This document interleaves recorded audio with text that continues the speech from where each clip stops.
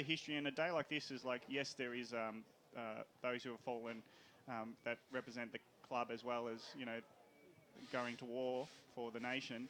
But there's a whole history where you can go, yeah, we're a strong club because for the reasons of people who have served us before. And coming today, it's just you bond.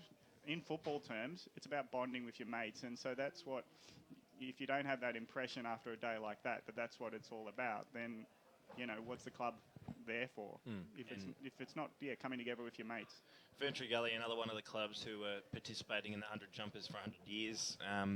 Promotion, I guess is probably the right way to put it, or initiative between the RSL and ESP. So they'll be wearing strips, which has again played havoc with our numbers. But I think it's probably the good way to put it is it's all for a good cause. And I know a lot of these clubs have sold these jumpers in raising money for the RSL. So I suppose that's the main thing that we take out of this afternoon. And of course, it's going to be an exciting game. Before we sort of get too much into the pre-match, we might get a quick tip from each of the panellists, and before we get a few of our guests on. Gav, we don't really have a structured form line on Forest Hill, having lost round 1 to Surrey Park and then backing it up with, of course, a big win against Nutter Wadding. But is this their real first test? Oh, definitely. Round 1 can be one where you can be a bit tardy and off your game because you're not sure of your own personnel that you should have in the side, and you might have an off week. So we'll give Forest Hill some potential excuses, and we can't take much out of a win where the opposition, Nutter Wadding, didn't give them enough to beat. Well, we know where Nutter Wadding are at. Yeah, basically. So whereas Ferny Gully have recruited 6 players in this lineup, where they've now gone from a team that was hoping to be finalists last year to a team that wants to win a premiership. So they would be expecting to win most of if not every game this year. They don't have an expectation of losing. But Forest Hill have already had one loss, but they want to be seen as the challenger to Ferny Gully. So today is more... You've had a couple of weeks in, and it's the perfect scene for putting yourself on the map as the number 1 in the comp. Yeah. And, you'd have to think Ferny Gully on names and would be slightly ahead in the pecking order of favouritism. But Forest Hill, that goes out the window when you play a footy game. Forest Hill could prove, we're there as well. Definitely. Alana, you were sitting on the fence on Friday night. A couple of days later, have you decided to make up your mind yet? I wasn't sitting on the fence. I was trying to make a educated decision, not one that I was just with my heart. So I did tip Ferny Gully on Friday night, and I'm going to stick with that. Just for the fact that Forest Hill, they haven't actually beaten anybody yet. So to me, they're the underdogs. They're the big underdogs. And until they've proven themselves, I won't be tipping them against anyone that has, had some good wins already. I suppose the thing is, at the moment, all we're looking at with Forest Hill is last year's results during the home and away season as a guide, and then you can't even potential look at that, potential form line. But then you go, well, it's half a side that's completely different. Yeah. Well, what they're under shoulders when they got to 2013, they came through on a rush in September, and they made their last 7 games or something, was it? And they had to win the last game to make the finals. Then they came into a hot streak, elimination final, semi-final, or preliminary final, grand final, extra time against South Belgrave, who everyone expected to win and with uncontested go straight up. But the thing is once you get momentum in a game even, or a footy season, the context all changes. With having a guy like Carnelli there is something that no one else can boast at this level. And Carnelli would be absolutely loving the forward line setup at the moment. He's got a lot of space in there, whereas last year I don't really think he had all that space. It was a little bit crowded up. Push everyone out and I'll take the forward 50. Yeah, and it wasn't him taking the forward 50. And when you've got a set of hands like that, you can convert consistently and accurately like that. I just think it does add a new dimension to the forward line, and the team does look a lot better in the forward structure because of it. So. And some of the new guys too, from what I've noted, they might not have had their best game first up against Surrey Park. Might have underestimated Surrey Park a little bit too. And after the past few weeks of watching them, we know that they're probably a contender. So I think a lot of those players, they bring a lot of run and they bring a fair bit more speed and a bit more attack on the ball in the contest. So I think the game will be hotly contested, and it'll be a lot faster than what we've been used to seeing from Forest Hill over the past probably 12 to 18 months. I think before the recruiting drives both clubs did, they were pretty even. But Roval... And always had been there or thereabouts. We go through the John Brown era at Forest Hill where they finished 5th consistently. But then you look at the other flip side of the coin, and over the last decade or so, Ferny Creek have had their chances. 2011 won their way into a prelim final where they were hot favourites and got done by Heathmont. Going back to 2009 and 2008 where they made finals. They've played finals consistently over genuine periods of time, but have been unable to hit the scoreboard heavily enough in a do-or-die final to actually make it count. Something you said to me off air is that they're the 3rd most represented club in terms of participation in the league. And I've there's been a thing about Ferny Creek, they're going to burst soon, they're going to boom, because they've had premierships in under-19s, Colts, under-18s, whatever the divisions were. They had a group that were just sensational. Yeah. And we've been going, that's got to come through to the senior club. And it sort of hasn't. And maybe, we look at, let's go to AFL for a sec, GWS. When you got talent, 18, it doesn't mature. It takes years to mature. And it's only now that it might just 5 years later that it's actually starting to come to fruition. So I don't know. You would know maybe more about these names, Dyson. They've come through the ranks, but if you add guys like Petrarca, the list just starts to blossom in the glow of having the stars around them. Even last night, Melbourne, you grab some players who were not in a great side, but you put some Hogan and a few guys maturing them, and around them, guys like Hunt come in and Kent, and they look so much better together as a unit. But as individuals, they were pretty, they might have been quite hapless only 2 seasons ago, but now you put a Petrarca and a couple other guys in their lineup, the whole side improves. Yeah, and I think that's we'll be able to ask that question, of course, to our next guest or our first guest for the afternoon, about obviously a massive recruiting drive in the off season. A very good afternoon, first of all, to you, Pete Farrell. G'day, Dyson. How you going? Very, very well, and obviously an extremely important day for you and your club to play on this day. Yeah, absolutely. Big day for the country. Big day for Ferny Creek Footy Club as well. Now, just something we were talking about over the last 5 minutes or so. Both sides have done a fair bit of recruiting over the off-season, and some of the names you've got are pretty prominent names in the Eastern Football League. The two that really come to mind are Billy Morrison, of course, or actually both. Matty Petrarca have both been in previous teams of the year in Division 2. It was from us looking on the outside and looking in, it's a premiership recruiting drive. Oh, yeah, look, I mean, they're both experienced players, and they have that experience playing at higher levels and finals experience. So certainly they're both bringing good stuff to the table at the moment, and the way they're helping the young fellas prepare themselves and giving us some confidence as well. So it's good. One of the things I really loved about your off-season, and I think it was, widely reported that there was, 50, 60 odd guys on the track every night, is that you split them up and had sort of training captains and made it a little bit of a competition over the off-season just to make sure that you were getting numbers to the track every single night throughout the pre-season? Yeah, absolutely. We put some responsibility back to some of the players and their ownership. They took full ownership, and we had a successful pre-season, absolutely, on the back of that pre-season comp, and help develop a bit of competitiveness within the group, some leadership skills. It was put on a few of the leaders to manage their own teams as well. Is 100%. That correct? Yep. Yeah, absolutely. Meant I didn't have to make a phone call, which is good for me, Dyson. So. And Peter, it's great to get some cream onto the cake, so to speak, around here. But you've got some guys that have been around the club for many years and have been hoping to be a part of something. Yep. Who are the ones who just improve because they've got guys like Morrison and Petrarca there to help them? Yeah, it's probably guys like Mick Russo, I suppose. That takes a bit of pressure off him up forward. It gives a young Nick Noops a lot of support, who came into the senior group last year as an 18-year-old in the ruck. So he gets a Billy Morrison around him. He's a big, experienced body. Just a great opportunity for a lot of the young fellas coming through, to be honest. It not only takes pressure, but it just helps them develop and evolve as footballers.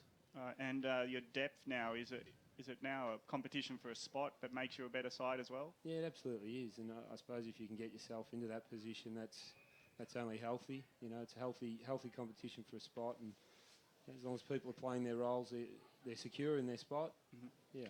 What about your game style? Is there something developed now that you've got new personnel? Is there something bedding down where you've changed it from this year? Is there more run in the lineup, or you probably don't want to give you too much on that? No, just the general feel of the side. How does that sort of structure we up? Haven't. No, look, the guys who have come on board are fitting into the game style that we adapted last year, and I think what's happening is we're improving with our structures and our game style. we've tweaked it up a little bit, but certainly not around the personnel we've recruited. They've sort of more fitted into what we're doing. And we'll talk about the help that you've got on the bench. Yeah. You must have a huge commitment now because you are the team to chase. Everyone thinks you're going to go through the season maybe undefeated. So, but you need a lot of support. And what sort of support do you have on the sidelines? Yeah, look, got great support on the sidelines. I've been fortunate enough to bring certainly 2 assistant coaches with me last year, in Peter Weston and Marcel Vandenbroek, who both coached senior footy in their own right. And Shane Crocker's come on board this year also, who's another experienced coach, a sort of development coach and senior assistant coach. So got really good support. The 3 guys bring something different to the table. Then we've got some other really good people under them as well with their under-19s and development squad as well. So we've got a good team there of coaches. Well, from watching the EFL, I always thought Ferny Gully had a great junior club and maybe it could come through to the seniors, but never has. Yeah. How do you find the club now and the potential it has? Because it's obviously something that's burning within the committee to take the next step. Oh, it's definitely at the forefront of all our minds as coaches, as committee people and players. So we want to make sure that we're creating a great pathway through for all our junior players, and we are still the club of opportunity. We will develop and we will give, there'll be under-17s and under-19s playing in this senior side this year, and they are now, so it's good. A couple of scares in the first 2 weeks. You've been tested, obviously, by Kilsyth in round 1 and for probably 2.5 quarters by the Glen Waverley Hawks before you pulled away late. Yeah. Is that a positive start to the season, knowing that there are going to be sides that are going to test you? It is a pretty even division. Oh, most definitely. I mean, we're taking nothing for granted. Today is a big game, big day for us. We know Forest Hill with Stillman as the coach and the players they bought from Roval are going to play a very fast-paced sort of corridor style of footy and, a Division 1 style of footy, and they've got some good players coming. So the last 2 weeks, I thought we were really good against Kilsyth, actually. I thought it was great and probably dropped away from our structures and our game style for a couple of quarters against Glen Waverley. And, it's week to week for us. We're not, this business about not losing a game, etc. It's not something we will discuss or even think about because it's not relevant. Have you got much of a gauge on, obviously we're having a bit of a struggle with some of the results that have come through, but have you got much of a gauge on where sides are at the moment? I mean, you can sort of base a little bit of it on last year, but there's a few sides, like we saw one on Saturday, Surrey Park and Donvale seem to have both come to the pack. Glen Waverley Hawks, have sort of come to play as well. So have you really got a gauge on any of those sides at the moment? Oh, a little bit, yeah. I watched Donvale and Surrey Park. I've seen Surrey Park play a couple of times through pre-season.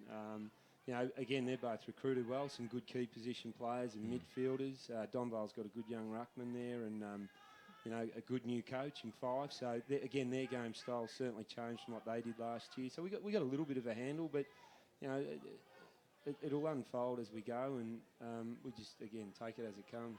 Yeah, you sort of went on to that. You've had Anzac Day weekend. It must be fantastic to be able to go on a Saturday and go see some potential opposition. Yeah, it has been. I got to see that game and I watched Kilsyth and Eastern Lions. And there's another come one. Back to your question there, I think if you bring that intensity, endeavour and tenacity at the contest, doesn't matter whether you Eastern Lions, which was a great example on Saturday night, probably on paper not as strong a side as Kilsyth, but certainly had the hunger on that small ground, and we play on a lot of small ground. So it's, if you're not on your game, as we seen Saturday night, you'll at your own peril, I think. Well, I think you bring a great point. The last Kilsyth came from almost just sprung up all last year. Yeah. And so it's almost like, hang on, this week Forest Hill are probably a great side, but they might not be the one that comes up by the end of the season. Well, you just don't know. I mean, we won 8 out of our last 8 last year as well. We were half a game out, so I thought we had good momentum coming in towards the end of last year, but just didn't quite make it. So, no, you got to keep your eye on everything. There's no question mark about that. Well, we wish you all the best of luck for this afternoon and obviously for the rest of the season. No, I appreciate the time. Thanks very much. Thank you to Peter Farrell, the senior coach of the Ferny Creek Football Club, and I like the fact that they're not getting too far ahead of themselves. There's a lot of talk off season about 2016 premiers, and as I mentioned, they've genuinely recruited for a premiership. It is a side that's willing to take it to the next step. You got to say things like, tease them with, or maybe you'll win every game. And I know a coach would just hate and go, don't say ridiculous things like that to me.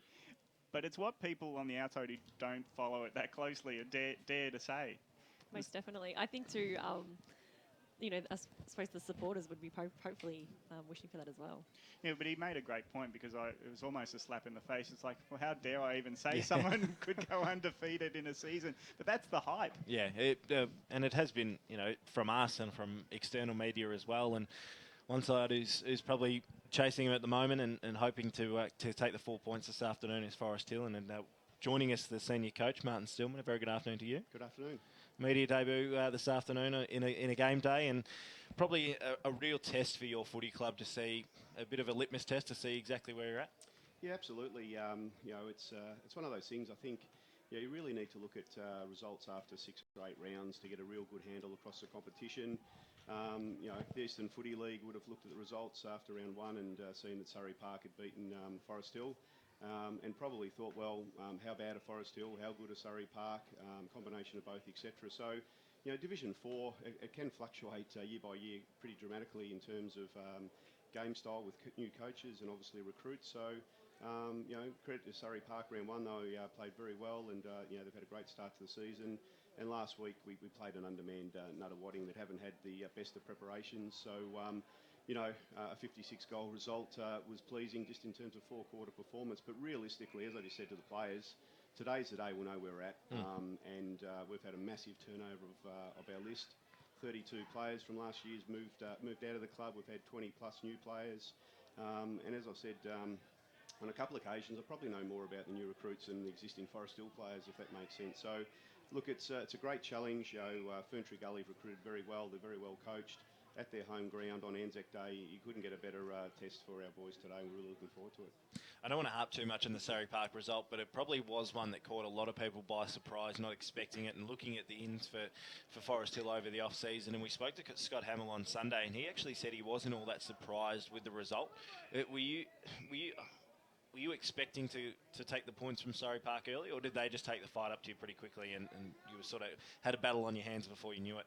As a senior coach, you expect to win every game. Yeah. So that's the first thing. But look, I said to the players leading into that game that I know their senior coach.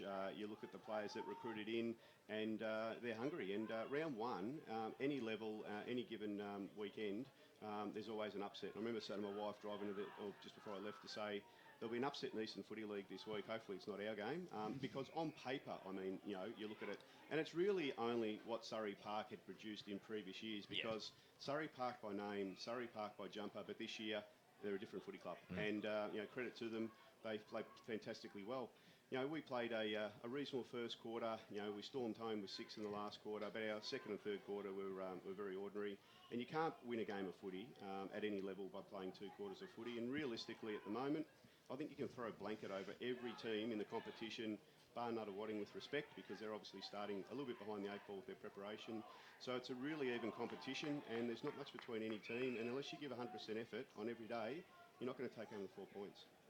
Martin, we had you on EFL Sunday last Sunday after the Nuttawading game, and I have to commend you on what you said about the opposition and that the consideration you gave for the circumstances. I applaud you for your humility in victory, but also I think a great thing for you last weekend is you can have an opposition that you're better than, but you still got to kick a lot of goals, and that must please you that you do know how to kick a goal, because you can sort of take that structure and what you're able to do to any other opposition. Yeah, look, I think at the end of the day, we're really disappointed as a club to lose round 1. And as I said to the players, there's no room for complacency. Our reserve team, development squad, have been really strong over the last 4 years. So we've got some depth, and there's probably 10 players that think they should be playing in the senior 22. And that's what I kept saying at every break. Like, if anyone wants to get ahead of themselves and start thinking that they've cemented their position in the team, well, they've got another thing coming, because pressure from within and pressure from underneath is always a good thing. So, I mean, you look through Division 1 to Division 4, most of the sides that are a ruthless attitude and successful have a really strong culture, and they also have a strong reserve team, because there's just no room for complacency, and players are always striving to maintain their position. And that's what I said to the players. Let's just go quarter by quarter and make sure that we put a 4-quarter performance in, and the result will look after itself. And talk about culture. You've come from Roval, where they've gone up from Division 4. Yep. Well, I remember their 3-year blitz of going through the 2000s. divisions. Under Minot. But they've been a winning force now in Division 1. So you've come from the reserves. You brought about 5 players with you. What does that give Forest Hill, what you've been able to bring? Well, I think any time you can spend a couple of years in Division 1, it's a good thing. And there's other coaches that have coached at higher levels as well. And when they come back to Division 4, you just try to improve all your processes, both on and off the field. And, you know, I've been fortunate, Roval, first time in their history played finals last year in seniors and played in a reserves grand final and prelim. So we had a couple of very strong seasons, and it's just the game plan, the work rate, just the way that the club's managed off the field. And, some of those aspects that when I brought it, or come into the club and just mentioned to Wayne Coleman, our president, and other committee members, this is what they're doing at Division 1 level. And every club just strives to improve their professionalism. And because you are a Division 4 club, doesn't mean you need to operate like a Division 4 club. So, and there's players that are playing in both our side today and Ferny Gully that can play Division 1, 2 or 3 for whatever reason, work commitments, family commitments, etc. So it's a bloody good standard of footy. So, Eastern Footy League's getting stronger and stronger every year, getting more professional, and games of footy are hard to win, whether it's Division 1 or Division 4. So I'd like to think it's just some of those good elements that I saw at Roval. Not all of them you can implement because obviously, there's certain things that Forest still do and certain ways they go about things. But every time there's a new person coming to the club, you look at ways you do things, processes, and try and make some improvements. And sometimes they've got to be subtle. You can't turn the club on its head. And why would you? Forest still have been a very successful club over the last 4 or 5 years without having the ultimate success. Is there? What's the percentage breakdown? Does off the park have to be professional enough for the club to win a premiership? Because you can win footy games on talent. Yep. But does the club have to win the premiership off the field? Absolutely. You need to be, as I say, all on the same page because you need your committee all striving in the one direction. Your coach, your players.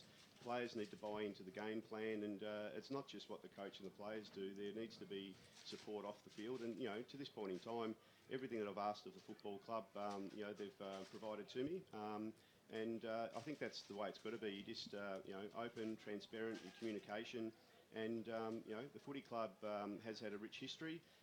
Like Ferny Gully, both clubs have been stars of the ultimate success. So I think that's a driving factor for both football clubs, and I think we're going to see a really high standard, high intensity type of game today. And we would obviously look at Carnelli and go, well, he's going to kick your goals, but you're going to beat Ferny Gully somewhere in the middle of the ground, obviously. So what's your focus today on trying to get the win? Yeah, well, I think, if you do, and it's a big ground here, a lot larger than our ground at home. So if you do, and you are able to win the ball out of the middle and get it forward, well, then their defenders are under pressure. And again, it's one of those facets, no doubt. The opposition will look at Matt. He's a very good player, but if there's 2 or 3 players, tag team and Matt Carnelli, there's 2 or 3 of our boys loose that hopefully should be used, and we can play through those players. So, you can't focus on one player in your forward line. It's not healthy. If he goes down injured or has a poor day, beaten by his opposition player, and you've got one avenue for goal, you're in all sorts of strife. I mean, the pleasing thing, and I said this last Sunday, was we had 13 goal kickers, and that's really what you want to do. And you look at Hawthorn, when Buddy Franklin left, everyone was saying, what's going to happen to the Hawks, and they just spread the workload. And probably from a coaching perspective, you sleep better at night knowing you've got 10 or 12 avenues for goal rather than putting all your eggs in one basket with one superstar. Well, we wish you all the best of luck for this afternoon's game. A real test for the Zebs' first 3 rounds into the season. Thanks, fellas. Look forward to the call, and I won't hear it obviously, but look forward to you calling a good, hard, contested game, and hopefully the Zebs are on the right end of the ledger at the end of the day. So thanks for all your support. Appreciate it. Definitely. All the best of luck to Martin Stillman, the senior coach of the Forest Hill Football Club, and a side ready for action in this afternoon's game, I think.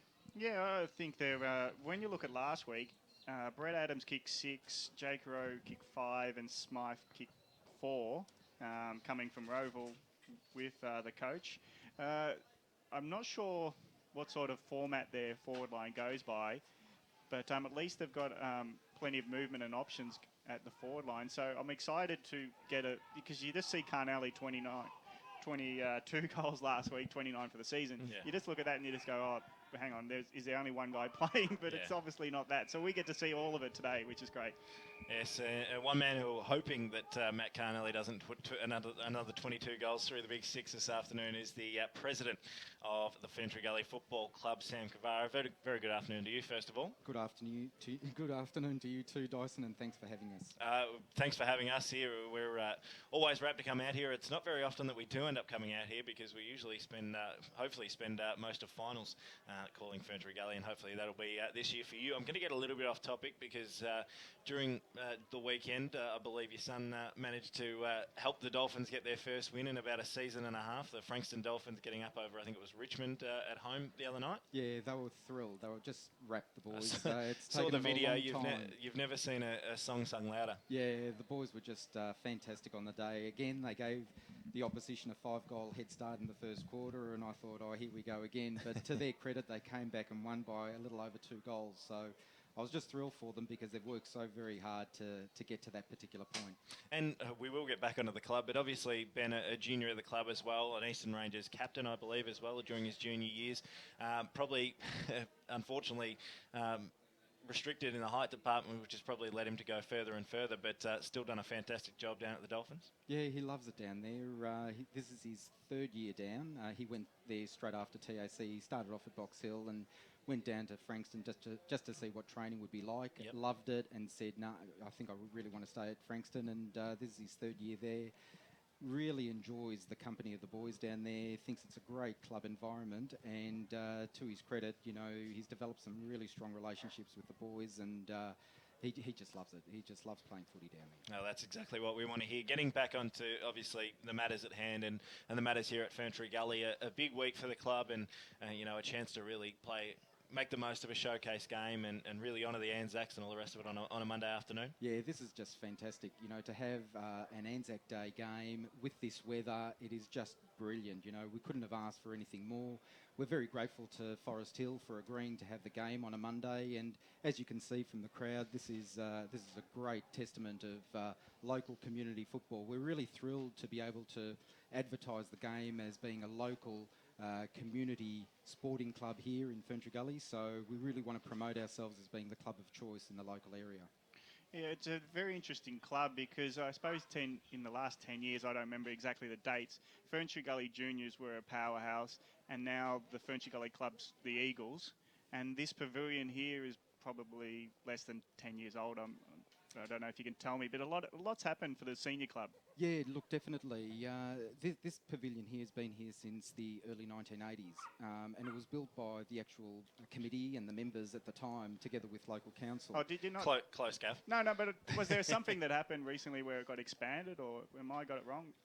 Look, we've got a new coaches box over there that, and the new terracing works that obviously we've been well supported by our local members of Parliament, Nick Wakeling and Alan Tudge. It helps to say that when he's in the room too. Look, it's always good to have Alan with us, and Nick, but certainly, look, they've been fantastic supporters of us. So Nick, for instance, has been able to provide some funding for us for the current terracing right here in front of the club rooms. The wicket surrounds, and then Alan Tudge has come in with further funds to help us expand the terracing works underneath the near the barbecue shed there, and a footpath that takes us around the ground. So they're just fantastic developments for our local club. It's great to see local people here. We know that we've got neighbours who are coming to watch Ferny Gully now because they want to be involved in their local footy club, and we very much welcome them here too. So where's the club at now? Because is the junior senior club together now, really strong? Okay, so the initial agreement and arrangement started in 2005. There was a formal agreement between the two clubs. We've always had a very strong relationship, but we're at a point where we're wanting to strengthen that relationship even further.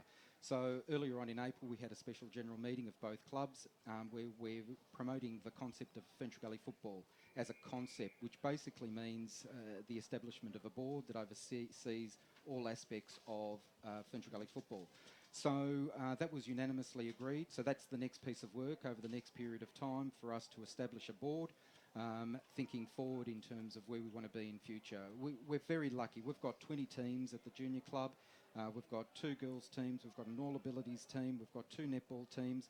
We're in the throes of establishing an all-abilities netball team as well in a completely different competition. We pride ourselves on being a very inclusive club, and that's the direction that we want to take moving forward. And so the challenge for us now is to establish the board, cement in this relationship between the juniors and the seniors, and take us to the next step. And what do you see your role is as your team's trying to win a premiership this year? It'd be great for the club, obviously. What do you feel like you need to do as president? Look, I think that the role of the committee really is to have all the foundations in place. With the foundations, you can actually assist the football club and the football operations department to achieve what they think needs to be achieved. I know that the football ops department has gone out and recruited particular players. Now, they're players that they have identified. They've obviously run the ideas past the committee, but they knew exactly who they wanted to target and who to bring into the club. And definitely one of the criteria was to bring good people into the club, and I think that we've very much achieved that. So, I see as our role as a committee is to establish the foundations. And without the foundations, I don't think that a football operations department can move. So our role is not only to think about this year, but to think for the next 10, 20, 30 years' time. Yeah, definitely. And what about today's game? A bit of anxiety that, every week are you feeling anxious, or how do you go into a game? Because this is going to be a good opposition today, I think. Yeah, look, we're thoroughly enjoying the football part of this. Whatever the result, it doesn't really matter. I think for us, so long as we're enjoying being together as a community is what we aim for. Today we had a luncheon for our families, and it was really just a way of bringing our families to gather together so that they can get to know other people in the community. Now, no expectation other than to bring them into the club and say, just enjoy the time that we have together, and hopefully we'll enjoy a good afternoon footy, and if we win, it'll be even sweeter. Yeah, well, I think it's been the sun's shining. It's perfect today, isn't it? It is. It's a fantastic day. We couldn't have asked for anything more. And the sheer fact that the EFL want to broadcast the game today is, I think, testament to where we're at as a club. So, we thank the EFL media team for doing so. Yeah, there was 4 other games we could have gone to. Indeed. Exactly right. And we wish you all the best of luck for this afternoon, and hopefully the ultimate success comes at the end of it. Good on you. Thanks, Dyson. Appreciate it. Thanks very much to Sam Cavaro, the Senior President of the Ferny Creek Football Club. And we've covered off on all our regular guests. While he's here, we may as well get him in. He was mentioned before, Nick Wakeling. He's a local member around here, and we've seen him out and about across the course of the weekend. I think you're out at Eastern Lions on Saturday night as well. Yeah, absolutely. It's just local footy, and it's so important, not just for Knox, but across the eastern suburbs. And congratulations to yourselves, but also the EFL. It's just such an integral part of our community. It's one thing that's really great, particularly with some of your local clubs obviously being located around the sort of Knox Ferny Gully area. I know that heavy involvement with the Eastern Lions and Ferny Gully. I believe they play for a cup in your name as well, which is coming up in a couple of weeks. And they always seem to rave about their local MPs and how they're actually working for them rather than sort of making empty promises and things like that. Well, I think it's important that for people like myself at a state level, or for federal members of parliament like Alan Tudge that was mentioned, we do what we can to get infrastructure into the clubs. But it's not just about improving the ground facility for players. It's about improving the facility so it's better for the overall community. And you look today and our facilities are so much better. You think of the grounds that players were playing on 5-10 years ago, and you look at the surfaces now. It's, I played a small role in helping you get the money, but it's the main beneficiaries are the players and more importantly the competition. You've got a far better competition with far better facilities, and definitely. And I think the community is better for it. And not only does the state help the community have better facilities, but I imagine you get a bit of feedback coming your way on what they need as a community, not just in give us a better footy ground, but what else is going on in their local area. Do you get that feedback from, when you engage with clubs? Oh, absolutely. The only reason that, members of parliament like myself know what clubs want is because you engage with them. And really that's what our role is. If we know what the needs of local clubs are, in sport, for example, if we can go out and get the money at a state or a federal level and get that money and targeted to upgrading these facilities, we're looking at a far better facility now than we had 5-10 years ago, and it'll stand the test of time, but it's better for footy, cricket, and the community is far better for it. And the great thing about this, it's the community. Eastern Lions the other night, I saw residents there who don't support the footy, but just came down to support local footy and, because there was a game on, and that's what it's about. It's about making it a better community feel, and that's what community footy's about. Definitely. So, I've got my train of thought, but what sort of things does a football club give a community that you see that's rather important? Because, kids can feel a bit isolated or, no purpose. But a footy club can give a young man purpose, and people around them, by giving them support, also have a purpose. Is that what you think a football club's about? Well, absolutely. I mean, the best story that I can recall was a under-14 coach said to me, the best thing about coaching the team last year wasn't winning the premiership, but he knew that I was the male role model for 7 players. And that brings it home. It's more than just playing footy. It's actually it's kids learn life skills. Clubs, help raise these kids and turn them out to be, great local citizens. And that's the real benefit of local clubs. And so, if I and others can work towards helping those clubs to make it a better community, I think we all benefit. But look at the number of kids running around now, the adults now playing footy. It's just fantastic, and that's what we all support. Of course, being a local member isn't all about footy games and, luncheons and all the rest of it. There is an entire community to encompass, but obviously we focus here on football and the impact of that. It seems to be that a lot of local clubs are having to prove the impact that their club and their facilities can have on the community and how everything that they have benefits the community. When new nets are put in, that they're, being made multi-purpose so that other community groups can use them. Is that trying to make all these local and, all these local sporting facilities accessible to everyone? Well, it's a finite amount of dollars. I mean, I'm the Shadow Education Minister, so there's a lot of money that we spend, as a government or the government spend on schools and hospitals. But we know the benefit of sport. But every club knows that if you're working together with all the other users at the, football, cricket, netball, female sport, the more users you've got, the better the opportunity to get the government investment. Because what governments really want to do is invest in facilities so that are used 52 weeks a year. Definitely. Not just used for a footy season. I also want to ask you about football's been very good at commemorating and celebrating Anzac Day. What around the state, what's the best things you've seen happen on Anzac Day and to celebrate what is the spirit of Anzacs in this weekend? Well, I mean, this morning I was pleased to be at the Baroni RSL and took the barbecue there. But the great thing about it was that the footy clubs turned up.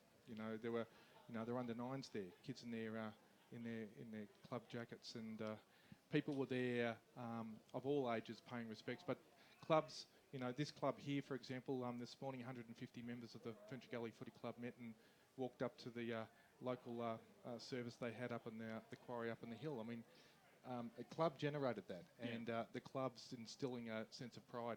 And just today, with the work that they're doing, and the final thing I just want to mention today, they unveiled a plaque commemorating those members of the Ferny Creek Footy and Cricket Club who lost their lives in World War I and World War II. So it's a sense of history, but it's also about the young players today understanding that this is a club with history that's linked to the Anzacs, and I think that's fitting on Anzac Day. Definitely. Well, enjoy the rest of the afternoon, and it's great to see you out here. You'll be out in a couple of weeks with the Eastern Lions Ferny Creek game. I will indeed.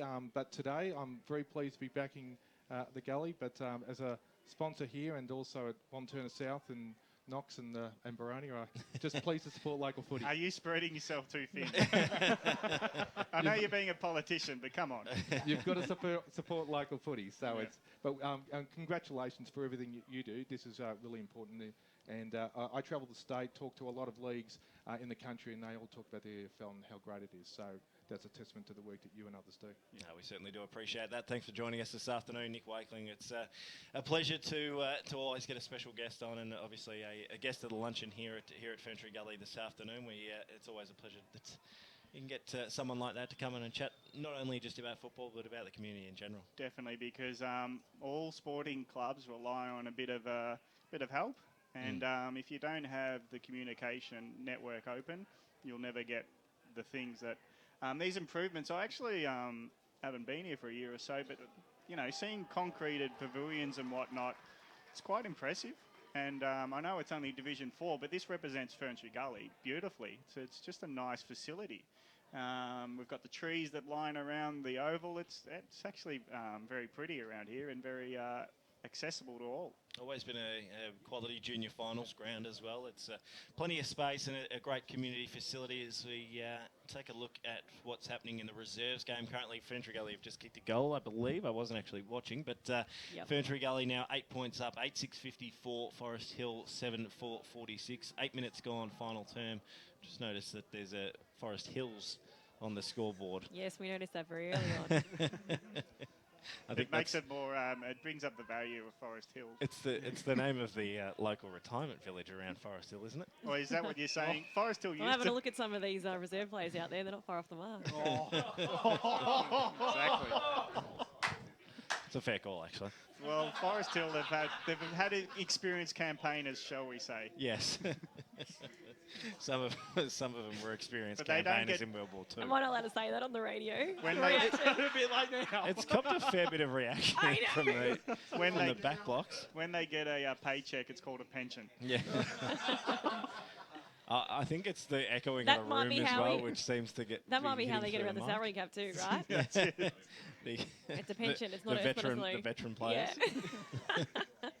Yeah, Bruce is going to be a fantastic effect today because he's got echo. Yeah, Yes. it's He has got it's going to sound like there's about 5 or 6 people in doing his job. 5 gigglers. Well, we actually need 5 people to do his job because he goes for a smoko every now and again. On that note, I think we might head to our first break. We're a little bit overdue for it, given that it's 10 to 2, but we might head back to the Radio Eastern studios, back into our headquarters at Croydon. There's about 20 minutes until game time in the seniors. The reserves currently out on the ground, as we mentioned before. Here on EFL Game Day, all thanks, of course, to the Pancake Parlour. Good news, boys. It's 20% off to travel on Eastlink on weekends and public holidays with a car tab. So, with the money you'll save, you'll have enough. Enough for what, Coach? My birthday present next week, and I have my eye on some sparkly gold footy boots with some pandas on them. Get a breeze tag and use Eastlink, the quickest way to get around Melbourne's East. Arrive fresher, play better. Eastlink, it's time better spent. In sparkly boots. Program sponsor. Oh, Barry. He was a great guy, a real larrikin. He loved his footy, was a loyal Carlton supporter. This year's our year, he'd say. He always had Slim Dusty blaring through his speakers. So at Barry's send-off, his coffin was painted navy blue. And Slim Dusty's looking forward, looking back filled the room. At Tobin Brothers Funerals, our motto is, if it's legal, it's possible. Visit tobinbrothers.com.au.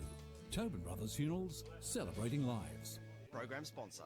Hey, man. Yeah, man. Can you smell it? Smell what? It's my favourite smell in the world. Footy season. Yeah, man, like you can smell the grass at the Mighty G. Yeah, and you know what else I can smell? The hot marshmallow chocolate at Pancake Parlour. They're like my favourite smells ever. Like first you head to the G and smell the grass, and then after you've cheered your guts out, head straight to Pancake Parlour and warm up with a delicious hot marshmallow chocolate. Oh, it's made with pure Belgian chocolate. Seriously decadent. Oh, Pancake Parlour, open 24 hours, High Point, Malvern and Doncaster East. Lovely. Program sponsor. EFL mobile web app. Own a smartphone and love the EFL? Then the EFL mobile web app is a must for you. Go to m.efl.org.au to access fixtures, results and ladders for all EFL grades. You can also receive live around the ground scores every Saturday afternoon from the palm of your hand and contribute to the mighty EFL forum while you're online. Download the EFL mobile web app to go live and local for your footy, right from the palm of your hand. EFL.org.au is a must visit for the die-hard Eastern Football League fan. In our news section, check out the latest news, feature articles and video programs, including the Inside Football Friday preview. Have your say in the EFL poll. Check out all the latest EFL videos. Best of all, you can listen back to any EFL radio program at any time. To go live and local for your footy, head to efl.org.au. The warm-up continues right here on EFL Saturday.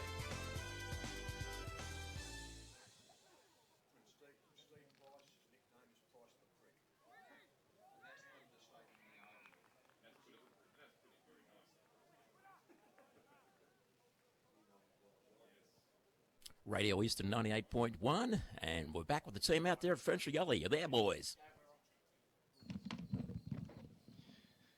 Welcome back to Game Day here at Ferny Gully, Wally Chew Reserve. Looking forward to this Division 4 match between Ferny Gully and Forest Hill. Ferny Gully, obviously, 2 wins from 2 games, and there's a lot of expectation that they'll have a great season. Forest Hill have come through after round 1, maybe a surprise loss to Surrey Park, but that's not giving credit to them. Having a massive 329-point victory over Nuttawading last week. So context-wise, we're not sure where Forest Hill may position themselves in the pecking order, but this is a great test. And we're into the 4th term of the reserves. 13 minutes gone. It's Ferny Gully 10-6-66, leading Forest Hill 7-4-46.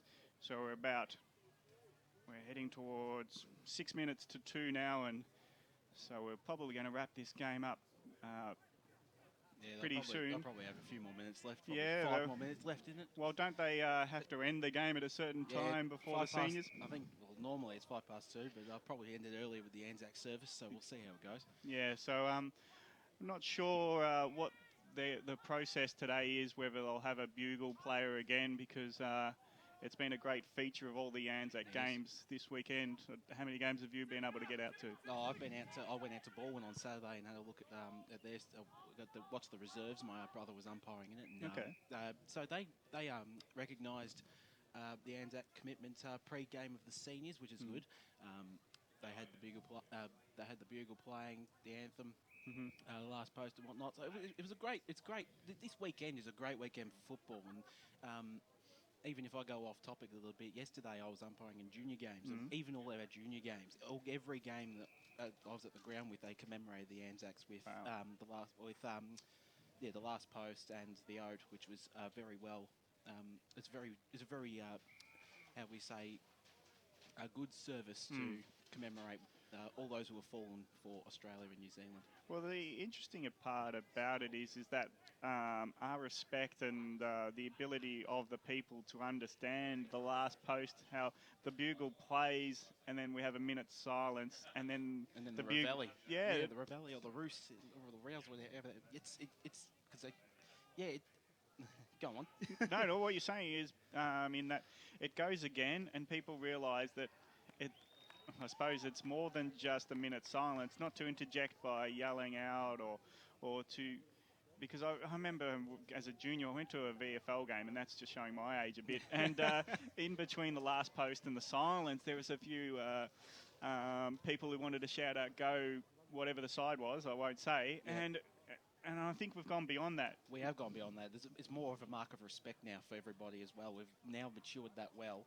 That it's now seen as a universal mark of respect for the people who have fallen for our countries. And our understanding of protocols is probably a tribute to that we have grown as a nation to want to respect this day, and we've learned together. I think in schools even they're better at it than my day of learning history, and you guys are probably looking at a couple of guys that at least 10 to 15 years, 20 years younger than me, that your education in these days would be probably a lot better than was for my generation. Well, it's obviously changed because I've been out of school 4 years, but I do know that they're really emphasising that point of getting them to participate in some way, and that was still the case when I was back at school, 2009, 2010, 2011, my senior years. There was always something to do at the school. There was always a service. We always stood up for a minute's silence. There was usually always something to do with the whole school. So it's very much a community thing as well. And the further we go, the better it gets, and the more people actually realising that this really is important, all the way from your little 4 or 5-year-olds to us and to everyone else.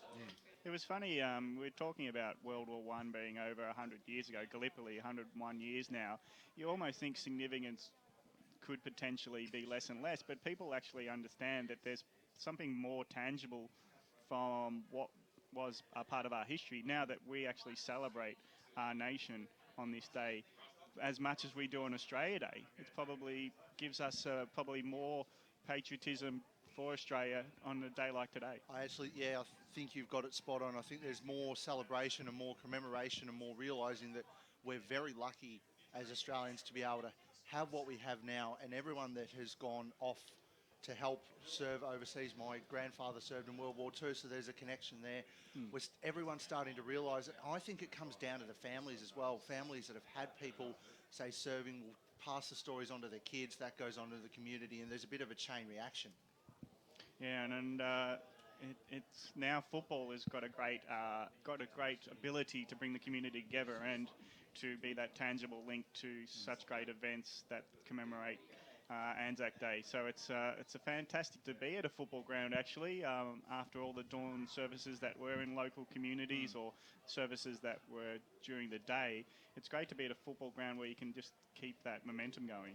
And I think the crowd itself is going to get very into it. I was around the grounds on Saturday at Park Orchards, Ringwood. Great crowd there, and the service was absolutely fantastic as well. So I think the league's getting better every year at it as well. I've seen it get better from something small to something really big. And the whole crowd, when they asked them to take their hats off, the whole crowd just stopped and did it, and it was actually quite a sight to see. Just on that, and I mean, I know you mentioned the league, but a lot of this is actually club-driven.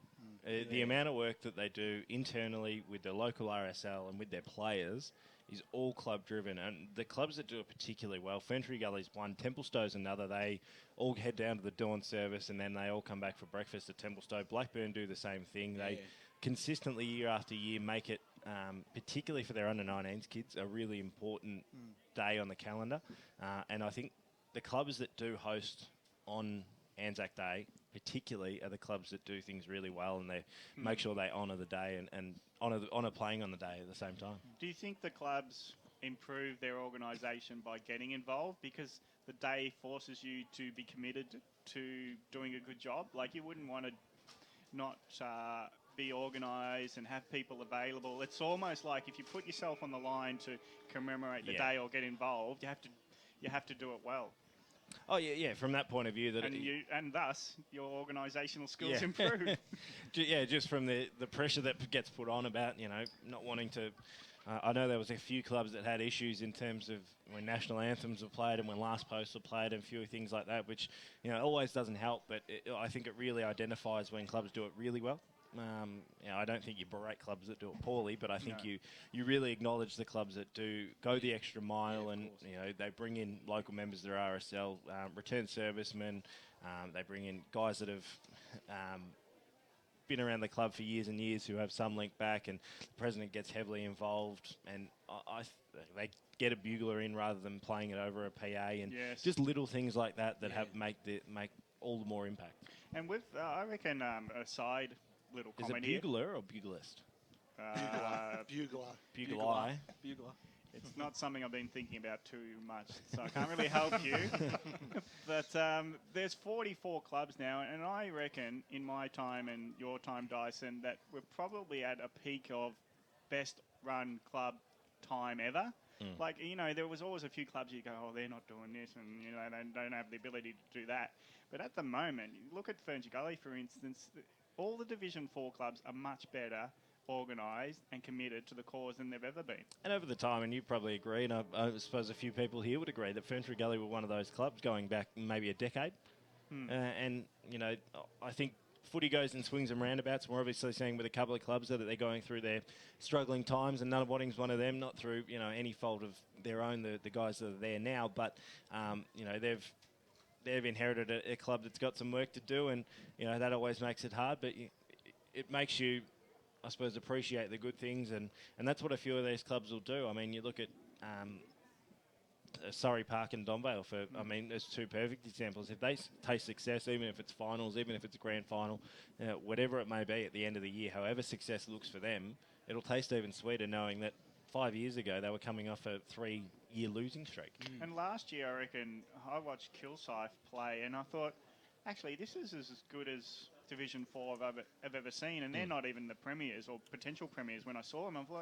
I was thinking Division 4 football's improved percentile-wise just humongously in 10 years. Well, when you first started on the media team, probably when I first started on the media team, Division 4 was where Division 1 and 2 footballers went to retire. Yes. It was a division full of 17, 18, 19-year-old kids and 28, 29, 30, 31, 32-year-old men. Yeah, who were massive. And that was all it was. And the biggest thing is Division 4 reserve used to be worse than that. Yeah. It was, those not so good 17, 18, 19-year-old kids and the blokes who probably should have retired 10 years ago. And it was slow. But I mean, even both coaches referring to the reserves as their development squad. You look at outside of probably one or two, most of those reserves players are fit as fiddles, and there's a professionalism to Division 4 that wasn't there 10 years ago, and that speaks for Ferny Gully, Forest Hill, Glen Waverley Hawks have obviously made the change to Central Reserve. They've gone through a rebuild with a young president. Eastern Lions are doing the same thing. It's really starting to come full circle in Division 4. Yeah, and you see even when we talk about Peter Farrell, it was like, "I'll give us some game style strategies." He goes, "No, we don't want to do that." Yeah, but you actually see used to be just kick it in the direction of our goals, because that's all that Division 4 footballers could do. Strategies, game style, what's that? But now transition and speed of ball movement and hands and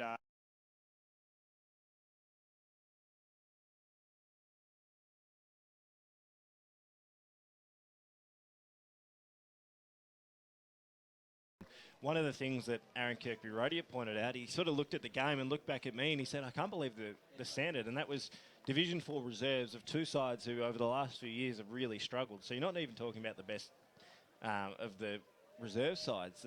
And the quality and the skill level was actually reasonably high. Yeah, well, even and people still get confused, but it's not like we're... I reckon we could see two teams that could win more than half their games in Division 3. And normally you only say one at best, even if they could do that. And now regularly you see every promoted club is almost an instant success in the new division because they've had players doing the right things, knowing the standard that they need to act on. And the professionalism, as you say, goes a long way. But look at every team that goes up a division could easily just become successful in the next division because they're ready to go. They've got good competition in Division 4. And if they didn't have good competition, they might not go up as good as they could do. As Ferny Gully just ran out of the ground, Forest Hill already out onto the ground. Of course, Ferny Gully wearing their Anzac strip, as I mentioned, as part of the 100 Jumpers for 100 Years initiative by the RSL and ESP. We may as well get a quick tip before we get the formalities underway. Firstly with you, Brad, before you head down boundary side. Yeah, Ferny Gully, I reckon this one. It'll be a close match-up all day, I reckon. It'll be back and forth football, which will be great to watch. But I reckon Ferny Gully might get it by a couple. Maybe a few points. We'll see how we go. Davis, you'll be on stats this afternoon, all thanks to Choose Tap. Yeah, new role. I've been having a look at some of the stats. We're obviously looking at it during the results the last two rounds. I'll probably just go Ferny Gully, but only just. I think Forest Hill will probably rely on Matt Carnelli a lot, but hopefully if they spread the load around, they could well do it, but I'm sticking with the Gully. Just quickly before you let you go, Brad, the final score in the twos game, because it was pretty close before Ferny Gully pulled away. I got the reserve score before they cleared it off the board, Dice. They didn't muck around. No, they didn't muck around. Ferny Gully won, though, 10-8-68 to Forest Hill, 8-4-52. So it was only a... well, what's that, 16 points. But it was pretty close for most of the day. It was only those last couple of minutes where Ferny Gully kicked a couple late. I think they blew the siren when we were warning that they were running out of time. Ticked over at 19 minutes 30. So I don't think finished early. You've got more impact than you think you do, Nostradamus. Forest Hill were sort of, I'm having a good weekend with predictions, as you know, because I tell you. Not modest in the slightest. No, but you have to claim your wins around here because you get smacked over the back of the head most of the time. And for doing nothing. Anyway, your tip for this afternoon's game, Nostradamus? As you talk about your prowess of prediction? Well, I usually come in about 1:45 with my predictions, but Ferny Gully should. That's my prediction anyway. Just because they actually have the line. Ferny Gully have the line. So you're saying they should win, but they may not. So you're sitting on the fence. Hang on. Well, if it was just based on my predictions and what would happen does happen, then I could say. Well, you don't want to finish the game before it started. No, yeah. So I'm not saying it's definitely going to happen, but it most possibly could.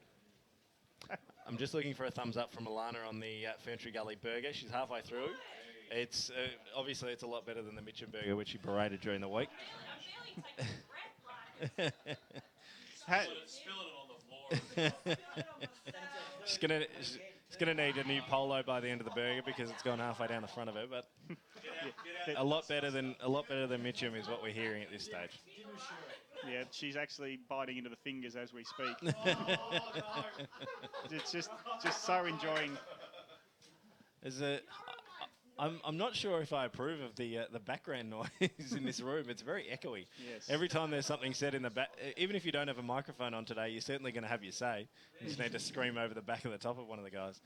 As our radio team this afternoon gets assembled, of course, Gav Casey will be in commentary alongside Ben Warren-Smith, and assisting them at Ray Baird, as well as Louis Bolzumi, the newest member of the Eastern Football League media team. Hasn't he certainly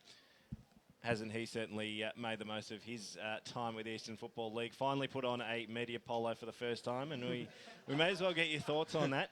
Was finally given one. You've officially crossed over to the dark side, Louis. How does it feel? Yes. Oh, I'll tell you what, I've seen some semblance of light within this dark side, Dyson. I'm really liking it. How is the West?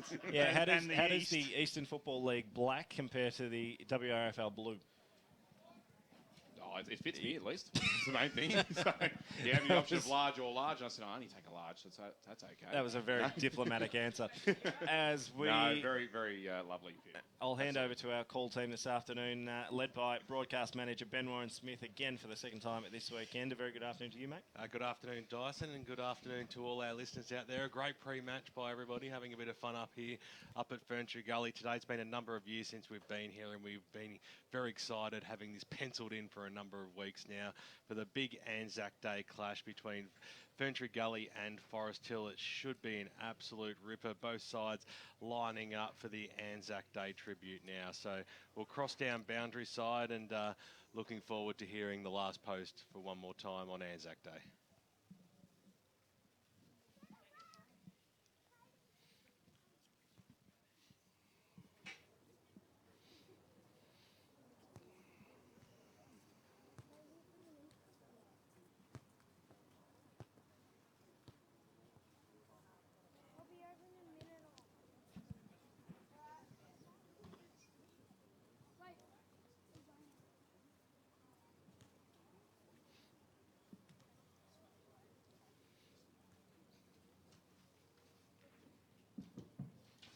They shall grow not old, as we that are left grow old.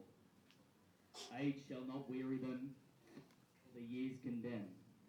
For the going down of the sun, and in the morning, we will remember them, lest we forget.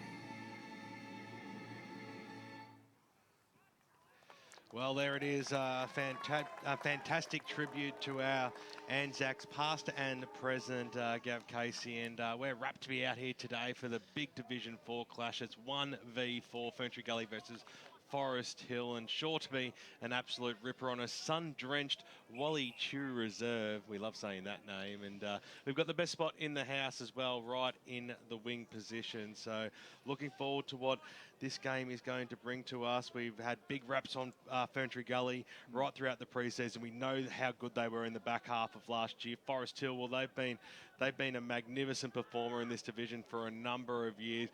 And they had a massive win last week, a record-breaking win last week, which is a fantastic result for the football club. Yes, we know that they were against a lesser manned Nunawading, but you can't take anything away from a club that has taken out the EFL record as well. So who knows how many years that will stand. It took 25 years to be broken, and 45, sorry, I should say. 1971 was the last time that a score, just 1 point less, was scored on that day. So Matty Carnelli, well, it's not often you can kick 20-plus goals in a week. He'll be looking to at least put through 5 or 6 this afternoon. He'll need to do that, Ray Baird, as we welcome you to the broadcast, to get Forest Hill up and about and over the line today, you would think. Oh, yeah, you would think that he'd need to get at least 5 or 6. But look, as Martin Stillman said, the coach of Forest Hill on pre-match, I heard him say that, you know, he wants the goals spread amongst all the players there. I think they had 12 or 14 goal kickers last week. But look, before we go any further, I just want to just put a bit of praise in there for the fantastic footage on the camera by Lee there while the national anthem and the last post was being played there. It was terrific stuff. I was watching it on the screen there. Yes, and thanks very much for Lee for providing his screen today as well. Mine's been kicked to the curb, and that is okay. Send it to Cash Converters if we're going to have this out every single week. There's absolutely no doubt about that. Ray, your tip this afternoon? I've gone for Ferny Gully to win the premiership, and now I just think that at this stage, Forest Hill are an unknown quantity after 2 rounds, you know, as we've all said. But today, I just think Ferny Gully on their home ground. They've got some class players come back from higher divisions into that team, and I think they'll win by 5 goals. The Choose Tap stats man looking at taking over from Grant Soupy Campbell for the remainder of the season, if he does the job today. Davis Harrigan, how do you see this game panning out, mate? Well, I was saying it earlier, I think Ferny Gully, if you look at this purely at the scores, I think they've worked harder, and obviously Forest Hill's outlier against Nunawading, with all due respect to Nunawading, will put them... I'm not sure. I think Forest Hill's Matt Carnelli will really enjoy coming off the momentum of 22 goals, but Ferny Gully overall look to be the better side. And by the way, Ben, Grant can have his spot back next Saturday. Well, we'll be the judge of that, mate. Don't worry, Brash will be listening from Germany too, mate. He's got his finger on the pulse. Brash is already in Poland, mate. Oh, after Poland we spoke now. to him yesterday, So he's now tuning in from Poland. So we're going right across Europe. Louis, who do you like today, mate? Brendan Noble, love. I think I'll echo the sentiments of the rest of the crew. I'm going to go Ferny Gully. Gavin Casey to take us away for the first bounce in the first quarter. Ferny Gully versus Forest Hill. Big Anzac Day clash. Morrison just takes it out from mid-air after he went knee. Ruckman Guru, but he's hands it off to a teammate, kicks it straight up in the air. Forest Hill mark it at the back of the centre square, and Willoughby. He runs off his man, gets it out wide to the outer side. Couple of short passes now. It's Ziegerick who's got it and looking for options, and it's very stagnant.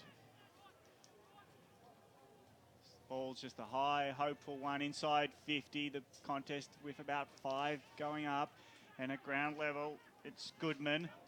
Works a hand pass under a lot of pressure to a teammate, and he's been swamped, and Forest Hill hold it up 40 metres from their goal. Going to the Lindale court end, which is to the right of your screen. Oh, Lindale. Well, I was going to go Fern, but I don't know. I think Scoreboard Lindale. end, Gav. Scoreboard end. All right, we'll go scoreboard end. As Ferny Gully try to get it away from that scoreboard, and then not finding too much ground yet. Hand pass fires out. Still a contest going close to the pocket. Doing nicely there was Aiken, but he gets wrapped up in a tackle. And Forest Hill doing well to hold it up inside the 50, as we've ticked over a minute already in this game. Love watching Ricky Aitken, don't you, Ray? Oh, yeah, no, he's a very good player. As much as you like watching Billy Morrison today, mate. Well, Morrison, he's as wide as he is tall, I reckon. Once he gets in front position, it's very hard to beat to the contest. And they're even having a fight on who gives the ball back to the umpire, as Cox finally does that job. Morrison front position, of course, he wins it out, beats Harley. And at ground level, though, it's still in dispute until... Oh, Well, I was going to say great dash, but that is one of the worst left foot. It's like he actually doesn't have a left foot, and he's kicked out of bounds on the full. And now Adams takes the resulting free kick. He's within striking distance, but he might want to put it to the top of the goal square. Might be the best thing to do. Brad Adams, the ex-South Belgrave and Knox player. Adams, well, he shins it a bit, and his kick has been chopped off, and Lockhart shares it around, hands it over his running teammate in McLeese. He gets it over the top, and they're still on half-back. McLeese and Chris Cox. Now another running hand pass on the outer side. Chain of 5 hand passes gets to the half-forward. It's Russo. Gets it over the top again. Cox running forward, gets on to 50. Now they're moving it well. Here's a big opportunity to the goal square. Bouncing ball. First one back there is the defender in McClellan, and he sees it over the line. First score conceded. It goes to Ferny Gully. 2.5 minutes gone, first term. And I think that's the sort of play we're going to see from Ferny Gully, running it out of the back line in numbers. So McClellan goes short. It's okay, Pincott, just a little further afield he goes now. So using that far side of Wally Chew is in the arms of Willoughby, who sends a Farrell ball up towards the half-forward line, bounced over several players' heads there. First player to meet it there, though, was Ricky Aitken. He had time to poise himself. Short passes on, that was good. Gray takes the mark. So Kieran Gray looking to switch the play here. It was a risky kick. He was looking for Blizzard. He got met hard to high tackle there by Adams, and it'll be a free kick to Ferny Gully going the way of McAleese. True centre-half back position. Ferny Gully had the only score on the board at the 3.5 minute mark on the Bendigo Bank scoreboard. One behind. Mark has been taken there by Cox, who's had a bit of the football in these first couple of minutes there for Ferny Gully, and that was an absolute shocker. Just popped it up. He had 2 teammates to choose for, and Forest Hill will get the chance to send the ball forward now. At the fall, the ball scooped upon very nicely there by Adams. Can he bring it back? Magnificent kick by Adams. That's the first contender for the goal of the day, and it goes straight through the middle for Forest Hill. And on the Bendigo Bank scoreboard, they find themselves at a 1 straight 6, and Ferny Gully yet to score. Ferny Gully are 1 behind, I should say. So a 5-point margin out here, 4 minutes into this first term. I'm not too sure whether a few of these players have been watching the replay of Fremantle and Carlton yesterday. So many fundamental errors. Well, I reckon they may very well have been with the way that some of the balls have been kicked. But that was a very, very good finish, though, by Adams. He's been lively early. Yeah, he certainly has. There's no doubt about that. He kicked 6 last week. He's a bit overshadowed by one other man, but he did a good job. Morrison again takes it out and grips it, hands it off to a teammate, but his kick's been chopped off, and it's an action replay as Willoughby marks it on the back of the square. So it's all the same here at the moment. Morrison takes it out of the ruck, but the kick gets chopped off by Willoughby. Willoughby goes out wide, finds a teammate out there now, picked up by Maguire. On the wing, bets it half forward, nice spearing pass, finds his teammate in Carnelli. Outside 50, so maybe he's looking for passing options. Just puts it long and direct to the goal square. It actually favours the defender. Nice. But the big forward now hands it off, so it's quick play on, and it's a certain goal. And Fisher finishes up with the goal. But it was a brilliant mark because he wasn't in the right position there. He's in the centre, and he just budged his player out, and the mark was claimed. And quick play on moves Forest Hill 2 straight goals, 12, leading by 11 points, 5.5 minutes gone, first term. Great play there by Forest Hill, and it all started on the half-back line there. Willoughby, I just thought he took a bit long to kick the ball, but he kicked it out here to the wing right in front of us, and his teammate didn't let him down. Carnelli made his presence at centre-half forward and kicked it to the big man, and what Ferny Gully are going to be very aware of. I think that's going to happen a lot by both sides today. Big men taking marks and just hand-passing it off. Yeah, strong mark by Harley there to then give off the handball. We're looking for number 57, Alana Coleman, for Forest Hill. That would be handy for us up here in the boxes. Forest Hill, once again, they're going to break away here. They go forward this time. It is going up towards a half-forward line, bouncing football. Little push in the back there by Waldron. It was okay, tried to keep the ball alive, but eventually it goes over. So we're saying Mitch Newman is number 57. Thank you very much, Ray Baird. I feel like Adam Sandler, something we could have been told yesterday. Yeah, good to see. Good to see. He's got the backs of the caller, just looking after himself, but came to the party in the end. Thank you very much, Ray. Nick Bigcott, he tried to barge his way through a tackle, was quickly met, and we'll have a bounce. At 45 metres out from the Forest Hill goal line. They lead by 11 points early in this game, and off to a good start as well. Over she goes for another boundary throw in. 7 minutes gone. 2 straight plays, 1 behind. Hope you're enjoying your Anzac Day, listening to 98.1 Radio Eastern, or streaming live around the globe, efl.org.au. A little quick kick there by Fisher, looking for Carnelli. Sun got his eyes a little bit. He had Aitken right on his hammer, and little Wrongen sees the ball bounce out of bounds, about 25 metres out still from the Zebra goal line. One thing came out of last week is confidence for Forest Hill. They're certainly getting it forward very quickly. Okay. Morrison goes up. Oh, was stolen there by Gibbons. Got the little handball away. Who's looking for Adams, who's already kicked a goal in this term, and scoots over the boundary line and out of bounds. So bit of a restart here. Still about 25 out. Boundary. It's crossed down boundary side thanks to chiropedic betting to Alana Coleman.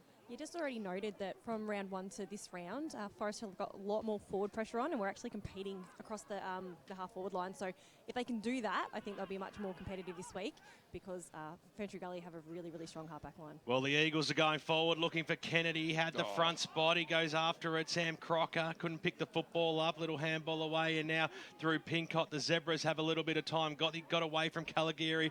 Got the handball away. That was okay. Here's Willoughby. Scoots it on towards Fisher. Then he moves it on forward now to Gibbons. Backwards he goes. This is Willoughby.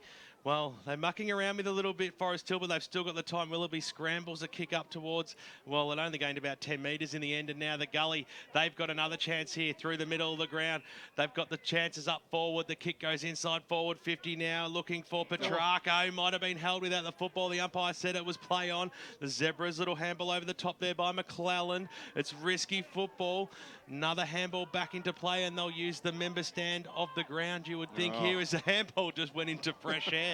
In the end, it was a hot football. There was a fair bit of pressure going on. There was McPherson screaming for it, but the target wasn't met, and over she goes for boundary throwing. Any stats that matter, thanks to Choose Tap. Thank you. It is delicious. Tackle's pretty even, 6-5 in the way of Forest Hill. Pye throws it in, but there's been a call off the ball, and I think it's a free kick to Ferny Gully here for a little bit of holding. Yeah. Hands around the torso in the ruck contest. So it'll be Matty Petrarca to have a shot on goal just outside the 50-metre arc for the first genuine shot on goal here for Ferny Gully. You spoke about Billy Morrison being a big unit, Gab, but look at Barney Edwards there out in the 10-metre square. He's been in a good paddock over the summer. Petrarca, what a beautiful kick off the boot. That was the goal. Umpire did not move. That is the first goal on the board for the Ferny Gully Eagles. And on the Bendigo Bank scoreboard, as we cross the 10-minute mark of this first term on Anzac Day, they trail by 5 points, 1-1-7, Forest Hill, 2 straight 12. Watching the first 10 minutes of this game, it's been very evident to me that Forest Hill are going to have to be very wary of the Ferny Gully, the way they run through the centre of the ground. Forest Hill tend to go wide, but you watch Ferny Gully. They will always get back to the corridor. Yeah, well, Lana made good mention earlier about how Forest Hill really have extra confidence up forward after that record score they kicked last week against Nunawading. But given that the ball wouldn't have been down the defence all that often last week, they have to remember what it's like to be under pressure down there. That passenger play trying to cross the goal line with hand was not so good. Even fresh air didn't want it. Let's see what Fisher can do in the ruck. Can he jump over Morrison, or will he take it out of the ruck again? He goes to the tap at ground level, though. It's Forest Hill first onto it. They don't win the clearance, though, and under the feet of the pack, the umpire has to come in and ball it up once again, just right of the centre circle. 10 minutes go on. It's a 5-point game. Forest Hill got the first 2 goals on the board. Tap one by Gibbons. He comes the tackler as the ball goes straight down to the ground, and now again, ball up probably just where it was only a moment ago. See who goes up against Morrison. They might want to jump as much as they can over him. And now it's a bit of push and sub. Morrison sort of pushes the ball forward, but at ground level it's handed off by Laws, and off the back of the square they kick it to half forward Forest Hill. There's an extra defender picking it up there was Dirksen. Dirksen's got time, hands it off to a teammate, and then they go through the middle, and Gray's got it. Gray goes even wider, half-back flank, setting it up now through Blizzard. Blizzard goes to the wing. Not a good kick. Good Favours the jukes. opposition by Maguire, who's quick to play on. Gets it to half forward. Now the chase away. Good tackle by Blizzard. Good tackle. Dispossessed, but it gets the free kick awarded to him. And Go to Billy. Mitchell was the one get run down. Morrison on the bounce, picks it up, gives it back to Blizzard, who has to try to evade a tackler, gives it to Morrison, who goes 20 metres back with a hand pass. Now they're in their defensive 50, mucking around a bit here, Ferny Gully. Morrison, he's still at the same place he was a moment ago. He goes another hand pass, gives it to McAleish, who gets dumped after he kicked it. And Downfield. Down free kick, and it will get back into the hands of Noops. Noops 60 metres out. He'll go long and That's Edwards. direct. As the mark wasn't taken by Petrarca at ground level. Petrarca goes again. He's got some teammates to help out in LaRusso. He gets it on. Smother, brilliant smother by Forest Hill just as the shot was going on goal. And Forest Hill do well just to hold up there. So we've changed the number, have we? Yeah, Noops is not playing, and Barney Edwards is wearing number 20 this afternoon. Oh, my bad. Yeah, so Edwards. We only got the team sheet 5 minutes before the game, so you're doing well, Gav. Thanks, mate. Thanks for the get-out clause. As the kick goes long from half-back. That was about a 50-metre plus kick, but it goes to the opposition. Now a short. Finish up in the hands of Waldron. And little handball off his Leary, this way, that way. Got the zinc on this afternoon. Spears a pass in forward. Bouncing football. It's deep now for Ferny Gully. Nice little tackle there by Fisher just to hold the football up, and we'll have a bounce about 40 metres out from goal down Ferny Gully's end, who are currently trailing by 5 points, 13 and a half minutes into the first term. I think you were right there, Louis. That back six of Forest Hill, they are under a bit of pressure down there. Ball hits the deck going after it. Holdsworth couldn't pull it in. Nicely done there by Fisher. Little handball over the top, and now the Zebras up towards the wing position. Well, it was a spearing pass, and a strong mark has been taken out there by Luke Harley, who's taken a couple of good marks in this first term. Kicks it up towards the half-forward line. Here's Smith. Or Smythe. I'm going with Smythe, actually. That's why there's a Y there as it goes up. Carnelli tried to get boot to ball. He Pincott's in there as well. He got a little grubber on it. I reckon it's gone through too. You little beauty. It was accidental, but it still gets 6 points nonetheless. He puts through his first goal of the afternoon. Forest Hill have 3 straight on the Bendigo Bank scoreboard, and they lead it by 9 points at the 14.5-minute mark.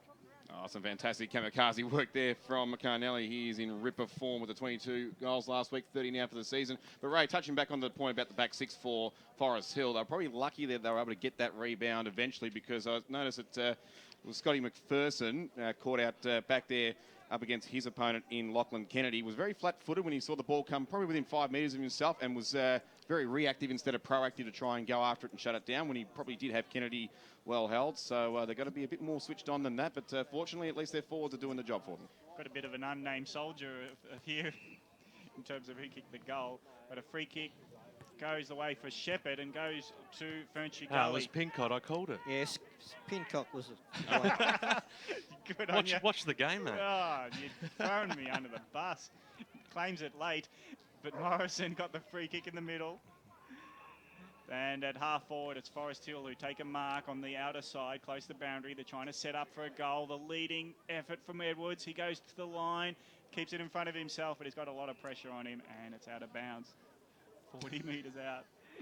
I'm allowed to say that you just... I called it, mate. That's all I'm going to say. It makes you feel better, Gavin. I thought Carnelli got it himself with the way he was celebrating. Yeah, so well, you threw threw him off course because that's what you said. Exactly. 40 metres around My from bad. Forest Hill's goal. And it's a ball up again from that boundary throw in. And there's not really much patterns going, but Forest Hill have been quite good going forward. Ferny Gully still trying to set up from this stoppage. Hand passes are bursting around, and now the clearing kick comes, but it's going to come back where it came from as Forest Hill take the mark through Morrison. Sorry, Ferny Gully. You tell him, Bruce. Everybody Caligari gets the long kick inside 50. Coming in from the side was Lockhart. Couldn't take the mark, so ground level at all be Forest Hill. And the hand goes out by Rowe. Gets it onto the running Maguire. Maguire grabs a kick to the wing. Chasing it down is Mitchell. Nice and done. Mitchell does well. Gets onto the ball. He's been rushed in his kick. He's got Ziegerick there to come in the tackle on his opposite number 5 in Cox. As the 5s went at it, but Mitchell did well there in the disputed ball. Davis Harrigan, thanks to Choose Tap, match stat. Inside 50s in favour of Ferny Gully, 6-4. So it's an interesting stat there, but the effectiveness of Forest Hill going forward. Here they go for the 5th inside 50. The kick by Fisher. Carnelli out the back. All Nice. fell over. This Last time. man standing. Goal on the board. Forest Hill have got 4. Great start to the first 17 minutes. Forest Hill 4 straight, 24, leading Ferny Gully 1-1-7. And who kicked that one, Gav? Are you sure? When you see a ball flying, Forest Hill, man, you know it's Carnelli. Good effort from Forest Hill there from the stoppage. You know, they got the ball down there. Carnelli went on the contest, with quick to recover, over the back and run into an open goal. It's one that Forest Hill certainly needed. You know, they used to put that break a couple of goals extra in. Yeah, and it looked like a bit more confidence shown down back was Jake Rowe's handball sweeping out of defence too. He ensured that he hit his teammate well with that one. Much better. Safe to say it's Ferny Gully that need one as the kick goes up towards the half-forward line now, and they've got another chance here through the arms of that player in Matt Mitchell. Just sets it up to the top of the goal square. Carnelli's there, and he used his body magnificently. He's in red-hot form. He's kicked the last goal only a moment ago, and he'll go back from virtually directly in front. He's got the 25 as well, so he can lock this one right down as Matty comes in and just pops it over the goal umpire's head. That's his second goal. That's Forest Hill's 5th of the quarter. They've kicked 5 straight, and we're not even into time on here in the first term. They lead this game by 23 points over Ferny Gully. Let's cross down boundary side, thanks to chiropractic betting. Just letting you know, guys, that was off a 25-metre penalty after the mark was taken. Possibly taken just outside the square, so he moved around straight in front. Great to have Brad Pulley back on the team in season 2016. That man-on-man marking contest, that's Canelli's bread and butter. So Ricky Aitken, he's going to have to try and just stand maybe a pace behind him and come over the top rather than be body on body. Or should he stand in front of him maybe? Well, yeah. Either way, he's in a bit of trouble already as they come flying in from all angles. And the umpire sees a free kick over the shoulder. Putting his body on the line there was Willoughby. And he's going to award it for a free kick. He's doing well coming off the back of the square to get involved. As the kick spears in the half forward. Nice spot up, Harley. Doing well, Harley. Yeah, well manicured beard as well. That's very, very nice work. As the kick goes inside 50, hoping for Carnelli, but it's been chopped off, marked by Gray. So Gray just gets his kick to the wing, and it's been marked by Russo. Not in America, it's Russo. As he has to call the play on, he's tripped as he gets around the man on the mark. Keep going, Russo. Oh, he better not. Now he's got to hand pass it backwards to Blizzard. Blizzard hand passes it forward to Gray. Gray's looking at options, gets another hand pass into the middle. Big danger as running onto it was Blizzard's. Now the turnover in shoes. It's Adams from 50. Flying shot. He's going to run after his own kick, but he won't get there in time as it dribbles out of bounds. He had all the goals at his mercy, but he just couldn't get the journey. And it dribbles out on the right forward pocket. So it's 5 straight Forest Hill, 30, leading Ferny Gully 1-1-7 as we approach time on. And inside 50s, it'll be a great conversion rate at the moment. Is that about 8 or 9? 7-6 in favour of the Zebs. So they've kicked 5 from 7. That's brilliant football. Carnelli does the rucking, wins it to ground, but there's about 10 on top of the ball as soon as it hits the ground. And 20 metres out, the umpire will have to come in again. Ferny Gully have just got to hold up, Ray. I think they're just under a heap of pressure. Well, they're certainly under a heap of pressure. And the Forest Hill side, they just look full of confidence and run at the moment. But it's early days, boys. Carnelli wins the tap, puts it in the centre corridor. But great tackle, Fisher. The tackle holds it in for Forest Hill by Fisher. And Ferny Gully again have to hand the ball over to the umpire, Gray. At least he was there to win the tap. Carnelli knocks it back away from his goal, hoping for some open space, but Ferny Gully got a heap of numbers. Now they get it outside the contest. The spread's good. Sharing it through Lockhart. Lockhart gives it to a running teammate. Now they go for the corridor. Danger as it's turned over. Marked by Maguire. So how does the spread go now? Sideways they go into the corridor to the Zebras. Looking for the next inside 50. The kick is done by Holdsworth. Flying over the top, spoiled by Leary. He'll take it to the boundary line. and over at half-back. Well, hang on, the umpire's blowing the whistle and calling a 25. I've missed that totally. Yeah, I missed it too, Gav, to be honest with you. Must have been a marking contest. Boundary. As we go to boundary for some more update. Yeah, just clarifying it with you guys that it was a free kick for holding down there, which was the reason why the 25-metre penalty was paid. Certainly helps to have an umpire on the boundary today. Chiropractic betting brandieritis. Brad Pulley doing a great job early in the piece. The kick by Leary, it was chopped straight off there by Adams. Hasn't he had some sort of a first quarter up towards the Pincott direction? He tried to keep the ball alive. He still does, Nick. Goes after it again, and over she goes for a boundary throw. 23 points is the margin. 22 minutes gone here in the first term. It's Anzac Day out here at Wally Chew. Get down here in the sun-drenched ground. Is looking absolutely magnificent. A good crowd in and a great game of football happening before us. So over the back there, Morrison, Pincott came in over the top. He tried to pick up possession right on his hammer there was Waldron, brought him to ground. So we'll have a bounce. It's about 40 metres out from the Forest Hill goal line. Some stats that matter, thanks to Choose Tap. Here's Davis Harrigan. Free kicks 5-4 in favour of Ferny Gully. It's really even across the board. Bringing the free kicks into play. Mark that down, Soupy. loving your work, Davis. Over the boundary line she goes, 50 metres out from goal. Pye to bring it in. It'll be Givens to go up against Morrison. The ball fell short. They might actually do this one again. It was a shank. It was like topping it in golf, that one. But, it's when you tell your mates, I'll have that one again, and everyone says okay. So the umpire brings the ball back in now. Gibbons got the knockdown that time. That was good play. Running onto it there was Ziegering. He couldn't quite get boot to ball. Over the top of him was Cavara. In fact, it was McAleese, and he'll go after it again and eventually force another stoppage, and we'll have a bounce. Still 50 metres out from the zebra goal line. Just getting away from Lucas Gibbons. Pye throws the ball up now. Big fly over the top there by Stoneham. Got the easy knockout, but straight over the boundary line and out of bounds. Right underneath the Bendigo Bank scoreboard. 5 straight 30. Forest Hill, Ferny Gully 117. Hasn't been a great passage for you, has it? Hasn't moved very far. Pye to bring the ball back in. Stoneham over the top of Morrison, and now through the arms there of Goodman. Ferny Gully will send the ball up towards the wing position. The big fly up was uncontested in the end, and they might have the numbers here, Forest Hill, and they've got themselves into a bit of trouble. Maguire was dispossessed of the football, so the free kick goes to Cavara. On the right boot, waste no time, goes to Lockhart. He might be able to go on here, Lockhart, but he spotted a teammate out wide in the forward pocket, and it was a clever kick as well. He probably could have gone on and had a shot at goal, but he took the percentages, and now Ferny Gully will have a much more easier shot from about 25 metres out, directly in front. The ball's in the arms of Lachlan Kennedy.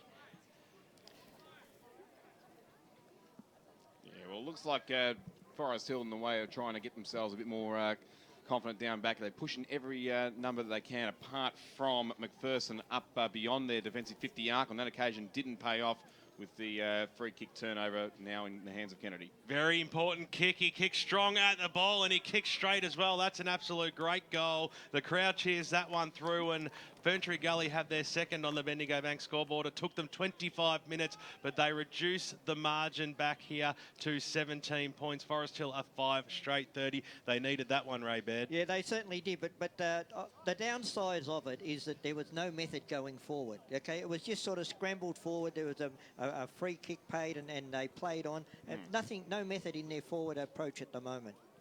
No, not at all. So we'll see whether or not they can try and break that wall that Forest Hill now starting to create, as I mentioned a few seconds ago, beyond that defensive 50. So. It was good forward pressure. They got the tackle. They got holding the ball. They got the advantage paid in the kick to the pocket. What else more do you want, Ray? Oh, I want the lot, mate.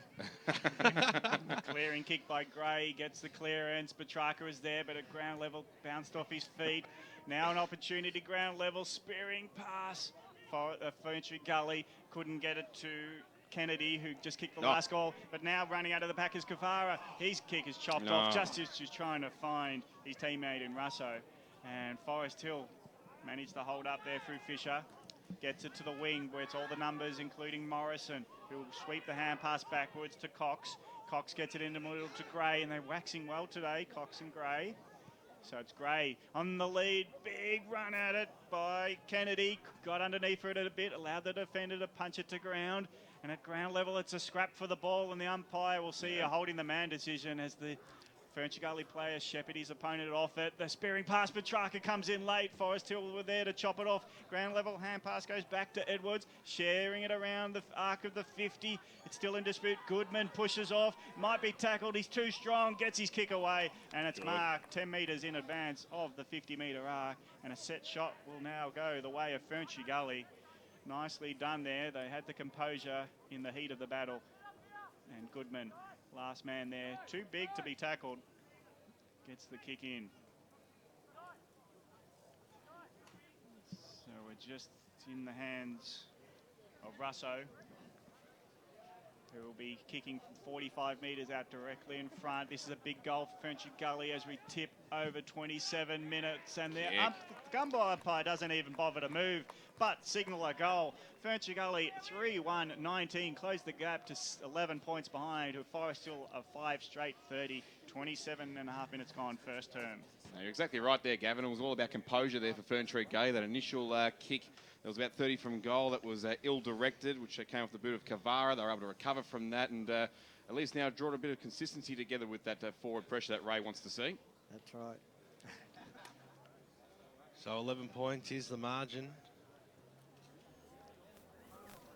Just in the nick of time, Ferny Gully, a couple of goals late in this term. Back to a very even ball game. Ball's knocked down into the arms there of Gray. Couldn't quite trap the football on hands and knees. It was well done there by Fisher, who got that looping handball away, looking for Ziegering. Couldn't quite trap it, but he goes after it again. He was met very heavily, but the umpire said all was okay as Dirksen laid a pretty hefty tackle and will have a bounce just inside the centre square here. No advantage to either side.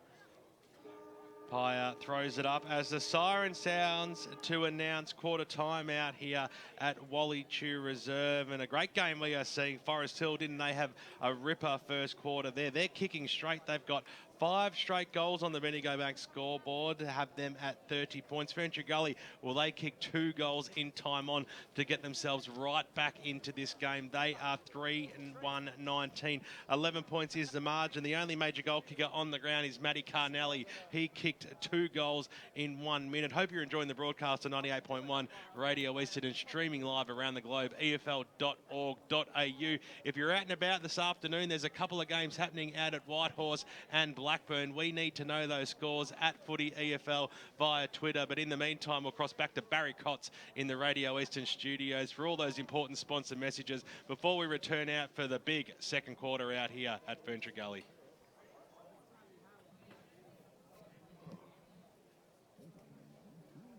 Your ashes scattered. Sorrento Beach, it's sunset. The famed Flemington Straight. Just leave me on the mantelpiece facing the telly so I can watch the Mighty Hawks. Oh, I'm in the glove box of my 1951 FX Holden. At Tobin Brothers Funerals, you can celebrate your life in any way you wish. What you want done with your ashes, the music to be played, donations to charity. Those and other wishes can all be set out in a fixed price funeral plan. Find out more at tobinbrothers.com.au. Tobin Brothers Funerals, celebrating lives.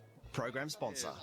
What was wrong with you blokes yesterday? You were playing like you'd been stuck in traffic for an hour before getting to the game. Coach, there was a railway crossing gate down for ages. The other mob thrashed us. You ran out of legs. They all have breeze tags, Coach. They use Eastlink. They get to focus on the match rather than focus on inching forward in the traffic. Get a breeze tag and use Eastlink, the quickest way to get around Melbourne's east. Arrive fresher, play better. Eastlink, it's time better spent. Program sponsor. Hey man. Yeah man, it's crunch time. Is that footy speak? Nah man, it's crunch time at Pancake Parlour with the salted caramel crunch. Oh, yeah, house-made warm salted caramel sauce and roasted almonds on 2 buttermilk pancakes topped with vanilla ice cream. Yeah man, it's crunch time at the G and then it's crunch time at Pancake Parlour. So this is footy speak then? I'm just saying man, like the salted caramel crunch would be great to have after a day at the footy. Oh, Pancake Parlour open 24 hours, High Point, Malvern and Doncaster East. Lovely. Program sponsor. For comprehensive EFL video coverage, head to efl.org.au and check out our EFL TV portal. Don't miss The Agenda every week for all the latest news from right around the Eastern Football League. And you can get involved by voting for your favourite EFL Play of the Week. EFL TV, love it local 24/7 at efl.org.au. EFL mobile web app. Own a smartphone and love the EFL? Then the EFL mobile web app is a must for you. Go to f.efl.org.au to access fixtures, results and ladders for all EFL grades. You can also receive live around-the-ground scores every Saturday afternoon from the palm of your hand and contribute to the mighty EFL forum while you're online. Download the EFL mobile web app to go live and local for your footy, right from the palm of your hand. Hi, I'm Les Ferguson. Join me every Wednesday afternoon at 4 p.m. for the Drive program on Radio Eastern FM. I'll be guiding you home with traffic reports from the Eastern Freeway and Maroondah Highway, and I'll bring you up to date with news, sport and weather on the hour.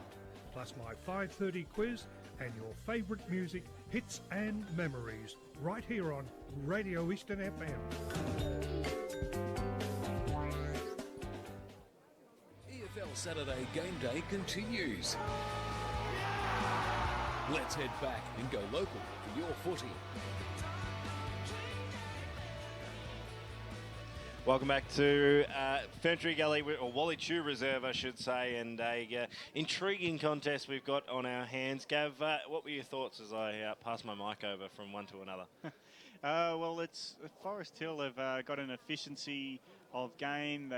They know they've got a focal point, so I think it sort of allows them to have an obvious structure that they can work to. Guys like Adams have got a freedom of movement around half forward. And even Harley across centre forward knows his areas that he can work to, and all the Rovers and midfielders can definitely know which. They seem to go through the right a lot in that quarter. They've moved the ball and they have a lot of efficiency going in that direction, whereas Ferny Gully have been quite reactive. They've just been moving the ball in short spurts and have been hoping that once they get it forward that they might have a bit of magic, and they've just sort of manufactured goals out of circumstances, whereas Forest Hill seem to have a purposeful way of getting forward. No, I agree with that, Gavin. I guess the worry early, as I mentioned during that first term for Forest Hill, was whether or not the defence was going to be showing enough confidence, considering last week's big win over Nunawading, and they wouldn't have had a lot of work to do, but they got that nice and well fixed up pretty much from the moment. I think it was Jake Rowe mentioned that he got that handball out of the fence. There was a passage of play earlier than that, and they weren't sure what to do. They were sort of inviting the Ferny Gully forwards to come in and take the ball off them, and they were making mistakes. But that particular handball at right half back just worked wonders. They got the rebound free, and ever since then they've been pretty flawless with just the one free kick given away. A couple of around-the-ground scores happening, and remember there's 5 other games going on around the Eastern Football League this afternoon. Whitehorse Pioneers in the Springfield Cup, 8-9-57 leading Nunawading yet to score in the first quarter of their game, and also the game happening just up the road at Kings Park. Upper Ferny Gully 3-2-20 leading South Belgrave 3-1-19. We'll bring you the scores from the other 2 games. That's Blackburn and South Croydon, as well as Templestowe versus Churnside Park. As they come to hand, we've got players ready in action for the second term. Our boundary riders were feverishly down riding at the quarter time break, so we'll listen to them and when we get a chance, and if they're ready to go, we may as well jump in straight now. All thanks to chiropractic betting. Yeah, thanks, Dice. Quarter time, Ferny Gully. I went over to the huddle. They've got making sure they've got getting around the contest, enabling pressure on the Forest Hill players, taking the ball on. They've got good decision making, but they want to get that good defensive pressure and keep that up as well. Alana? Yeah, Martin Stillman was just saying he was really happy with their endeavour and their effort, but if they do drop off like they did for a couple of minutes there defensively, then Ferny Gully are going to move the ball forward and make them pay. So he wanted 30 minutes of that same intensity and endeavour in this next quarter. That is the siren to get Term 2 underway here at Wally Chew Reserve in Ferny Gully. Tap one by Morrison, but it's a bit of volleyball for a moment as the flying kick goes by Gibbons. Thankfully, his teammate was on the end of it at centre forward, and Mitchell, he goes towards Harley. Harley bustling for position, has to go to spoil in the end, and he might be the first at ground level. But no, this time it is Ferny Gully through Crocker. Gets the kick to the wing, bouncing ball, eludes a couple of players from each side, and finally it is tapped over and out of bounds, outer side wing of Wally Chew Reserve, and just repeating the score, it's Forest Hill leading 5 straight 30. Ferny Gully 3-1-19. It's 11-point lead to the Zebras, who are coming off a massive win, but Ferny Gully are expected to be the team to beat this year. So far, been very impressed with Forest Hill BWS. What do you reckon at first term? That was certainly impressive stuff. It always helps when you kick straight as well, Gav. And they'll try to do it again here through Newman in the middle of the ground. Sends the ball up towards the half-forward line. That's a good, strong kick as well. Mitchell was out in front. He's kicked 2 goals already, and he gets a little 25-metre buffer here, so he might put himself within range. Still just outside the arc. We'll kick it to the hot spot. Why wouldn't you go towards the Carnelli direction? Uses his body well. Maybe a little bit of holding there on Aiken, and he'll receive the free kick. Well, that's Aiken being in front position. Might be the best way to tackle Carnelli. So Ricky Aiken. Short passes on. That was good. Leary takes the mark. Might use the members' side of the ground here. Short passes on there. Dirksen takes it across the paint of the defensive 50. It's a big unit as well, isn't he? Newman just letting him know all about it. Kicks into the middle of the ground. Here's Lockhart, releases, and now they go up towards the wing position. That is a beautiful kick. Here's Jook. He goes this way, that way, squares himself up inside forward 50. Bouncing football might work out favourably here for Godfrey. Was able to trap it on the left boot. He had some time, squared it up to centre half forward, back to Lockhart. His kick was smothered. Well, the Zebras have done well here. The little handball over the top, chopped off there though by Cops from Ferny Gully. Tried to get the handball away to Jook. And the umpire says, let's have a bounce. Let's restart this. It was a hot football across centre half forward, and we'll have a bounce just inside the centre square. How was that kick to Jook? It was like it was a rugby league one where they're running for the try line. It was just waited for him to run onto it, and he didn't even break stride. Paya throws the ball up now. Coming in there was Godfrey. Tried to get rid of it. Nicely, little handball out wide. Ferny Gully shot on goal goes way left, or way right I should say, and that was from Godfrey and through for a minor score. That's their second on the Bendigo Bank scoreboard. 3 minutes into this second term, and it's Ferny Gully 3-2-20 trailing by 10 points. Forest Hill 5 straight 30. Let's go to Davis Harrigan thanks to Choose Tap as the ball is kicked out from the stoppage. Oh, sorry Davis, I just cut you out there, and it wasn't touched, so out of bounds on the full. So it'll be a free kick to Ferny Gully, and they'll have a shot on goal here. I think it might be Edwards who has that ball. Yeah, it is, Ben. So Barney, we've loved calling him for a number of years, haven't we, Ray? Yeah, you certainly have, the ex-Montrose player. Comes in now. Tugged up against it, but I tell you what, the goal umpire did not move even from the most difficult of angles, and Barney puts through his first goal of the afternoon, and a very handy one too for the Ferny Gully Eagles. They move to 4-2-26, and now within a kick on the Bendigo Bank scoreboard. Forest Hill are 5 straight 30. That's the sort of start that Peter Farrell would want this quarter. It certainly evened up the game now. And Barney Edwards, how many times have we seen him do that over his career? Many, many times.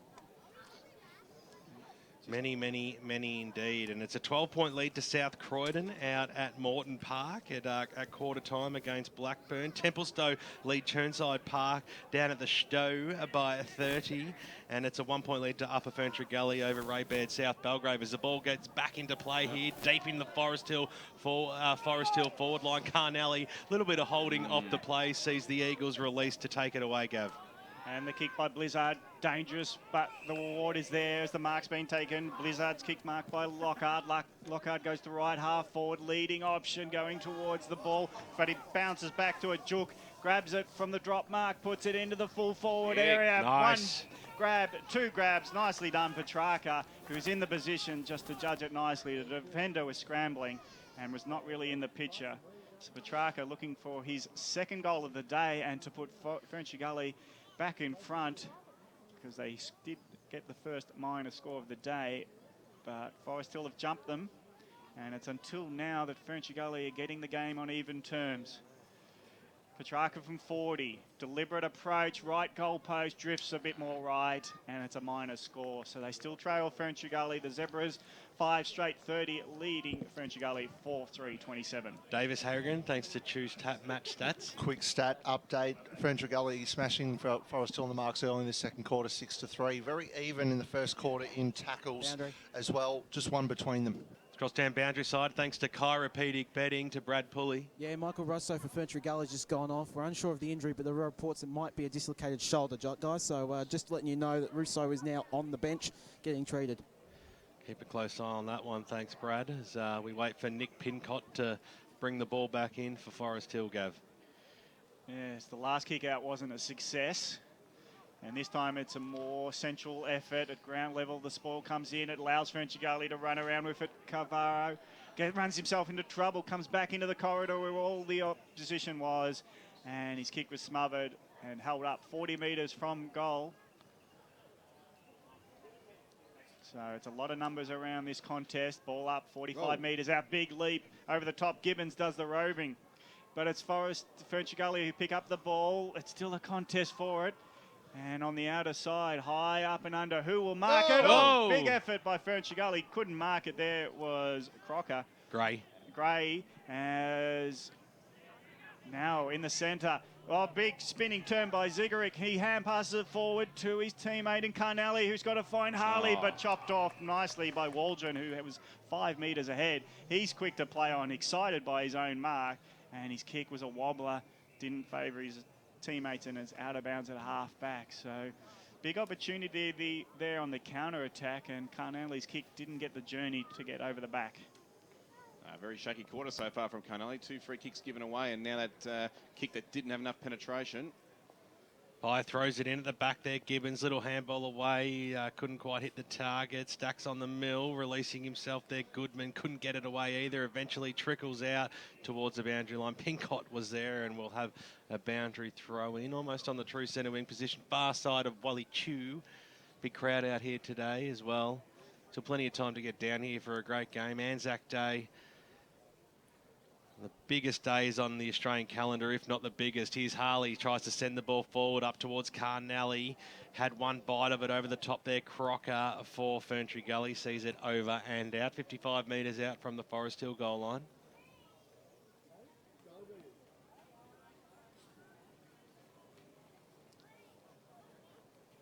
So just waiting for the ball to come back into play here.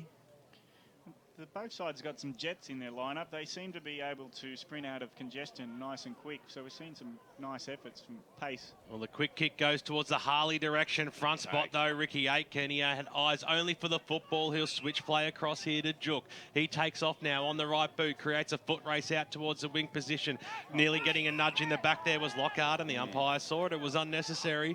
So he will take the free kick and he'll switch the ball into the middle of the ground here, because that is good play. Here's big bad Billy Morrison. Takes the mark inside the centre square. He'll switch the play further afield now as well. And the mark has been taken. Now the Eagles send themselves forward. A driving kick. There's a big pack that forms over the back. Oh, it was just stolen nicely by Barney. And he says, well, I had one earlier. I'll have another if you don't mind. And he slots through his second on the board. And now the Ferny Gully Eagles have the lead for the first time in this match. It took them 9 minutes into the second term on the Bendigo Bank scoreboard, sending them to 5-3-33. Forest Hill, they've kicked straight. They're 5 straight 30. It took Ferny Gully a heck of a long time in that first quarter to settle down, but with 2 goals in time on, and now they've continued on in this quarter, they're playing with a lot more system and composure in their play. It's crossed down boundary side thanks to chiropedic betting. Here's Alana Coleman.